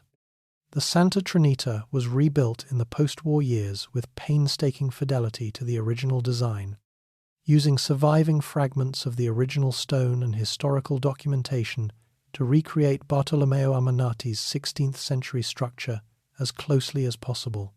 The reconstruction was a statement about what Florence believed, a demonstration that what it had lost was worth the full effort of recovery. On the night that rebuilding was completed, a Florentine engineer named Ottorino Nieri, who had worked on the reconstruction for 7 years, reportedly stood on the finished bridge at midnight and wept. Whether that story is literally true or has accumulated the embellishments that attach themselves to moments of completion, it captures something real about what the reconstruction meant to the people who had done it. They were not simply replacing a bridge. They were affirming, in stone and iron and 7 years of concentrated effort, that Florence believed its inheritance was worth defending. That belief was about to be tested again, more severely than anyone on that bridge anticipated. Chapter 13. What Florence Gave the World. On the night of November 3rd, 1966, it began to rain in the Apennine Mountains above Florence. It had been raining for days across Tuscany, a sustained autumn rainfall that had saturated the ground and filled every tributary of the Arno to capacity. The reservoirs upstream were full. The river was already running dangerously high when the rain intensified, and the floodgates of the Penna Dam, upstream of the city, were opened in the early morning hours of November 4th to prevent the dam itself from failing. The water moved down the Arno Valley through the darkness. By 6 in the morning, the river was rising above its banks in Florence. By mid-morning, the water in some areas of the city had reached 6 meters above street level. The Arno was carrying not just water but heating oil from ruptured underground tanks, mud from the hillsides above, debris of every description, the contents of warehouses and workshops and homes and the lower floors of churches and museums. The Uffizi Gallery was inundated. The Biblioteca Nazionale, the National Library of Florence, which held millions of documents including irreplaceable medieval manuscripts, was flooded to a depth of several meters. The Church of Santa Croce, where Michelangelo and Machiavelli and Galileo are buried, was filled with water and mud and heating oil.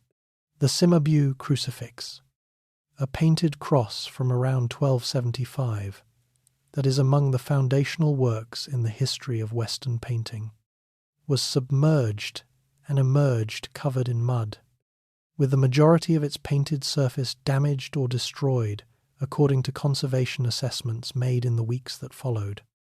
The human toll was 35 people dead in Florence and the surrounding area. Then the world came. Within days of the flood, young people were arriving in Florence from across Europe and America, drawn by news coverage of the disaster and by a recognition that needed no elaborate articulation. What was being lost in those flooded churches and libraries and museums was not Florence's alone to lose.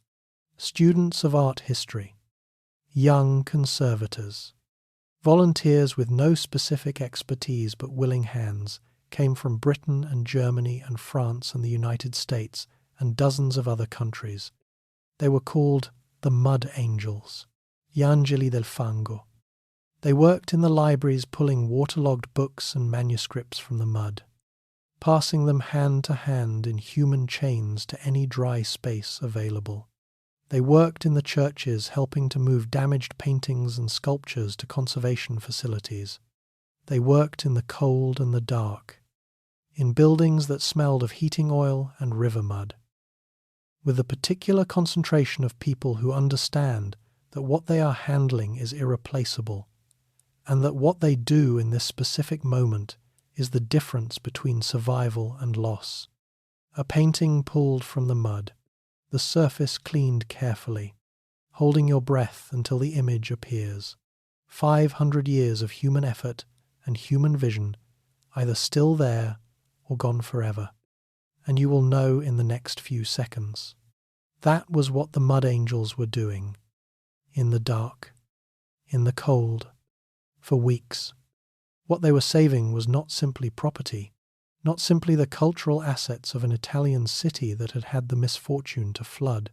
They were saving the physical remains of the moment when Western civilization made certain decisions about what it was going to value and how it was going to understand itself.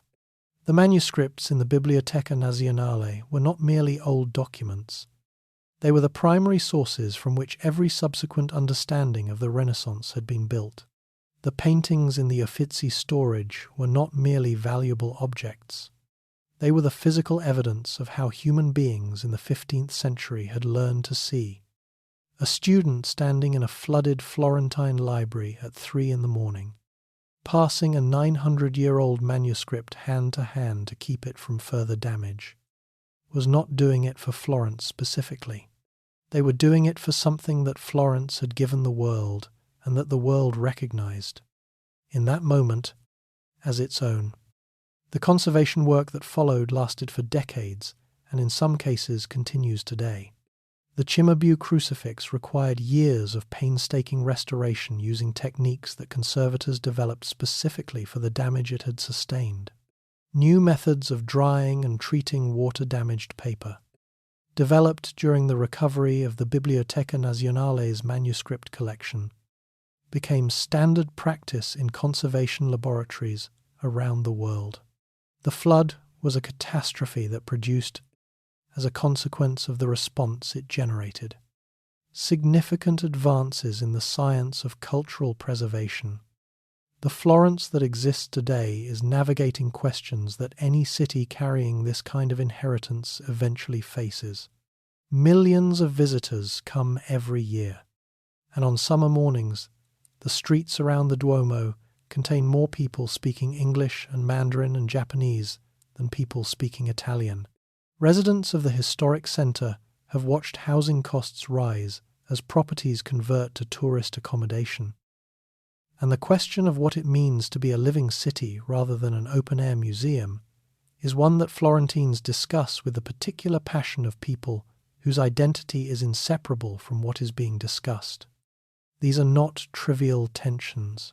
A city that becomes entirely a performance of itself, existing primarily as a destination rather than a place where people make things and live lives, loses something essential about what made it worth visiting in the first place.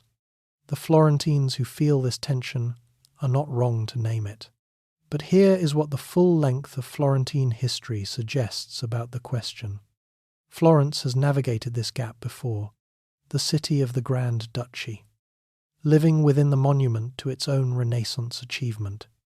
He was also asking what it meant to be the place where something great had happened, rather than the place where that great thing was still happening. From that gap it produced Galileo. From that gap it produced Anna Maria Luisa's act of permanent cultural stewardship. The gap was not the end of the story. It was a different chapter of it, and it turned out to matter as much as any of the earlier chapters. The Florence of today contains institutions, the opificio delle pietre dure, the conservation programs of the major museums, the restoration workshops, the academic programs in art history and classical studies that are doing work of genuine importance for the preservation and understanding of human cultural heritage. This work is not the same kind of work that Brunelleschi did, or Machiavelli did, or Leonardo did, but the world needs it. And Florence is, by virtue of what it contains and what it has learned through its long experience of loss and recovery, better positioned than almost anywhere else to do it.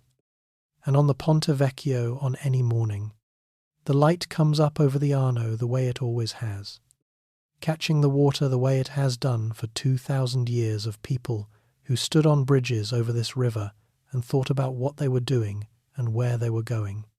The dome is visible from here. Brunelleschi built it that way, so that the thing no one knew how to build would be the thing that everyone in Florence could always see. Nearly 600 years later, it still performs that function. What this city did cannot be undone. The questions it asked cannot be unasked. The habits of mind it developed and sent out into the world cannot be recalled. A small city on a quiet Italian river decided, across 3 centuries of extraordinary effort, that the gap between what exists and what could exist is not fixed by God or nature or the circumstances of birth, but is a space that human intelligence and human will can enter and work in. And gradually, imperfectly, with enormous effort and occasional catastrophic failure, reduce. It decided that beauty was worth the effort it required, that hard questions deserved serious answers even when the serious answers were uncomfortable, that the world was understandable if you looked at it carefully enough and thought about it honestly enough and kept going when the first answer was wrong. It was right about all of it, and the world it helped make is still, in all its difficulty and all its possibility, the proof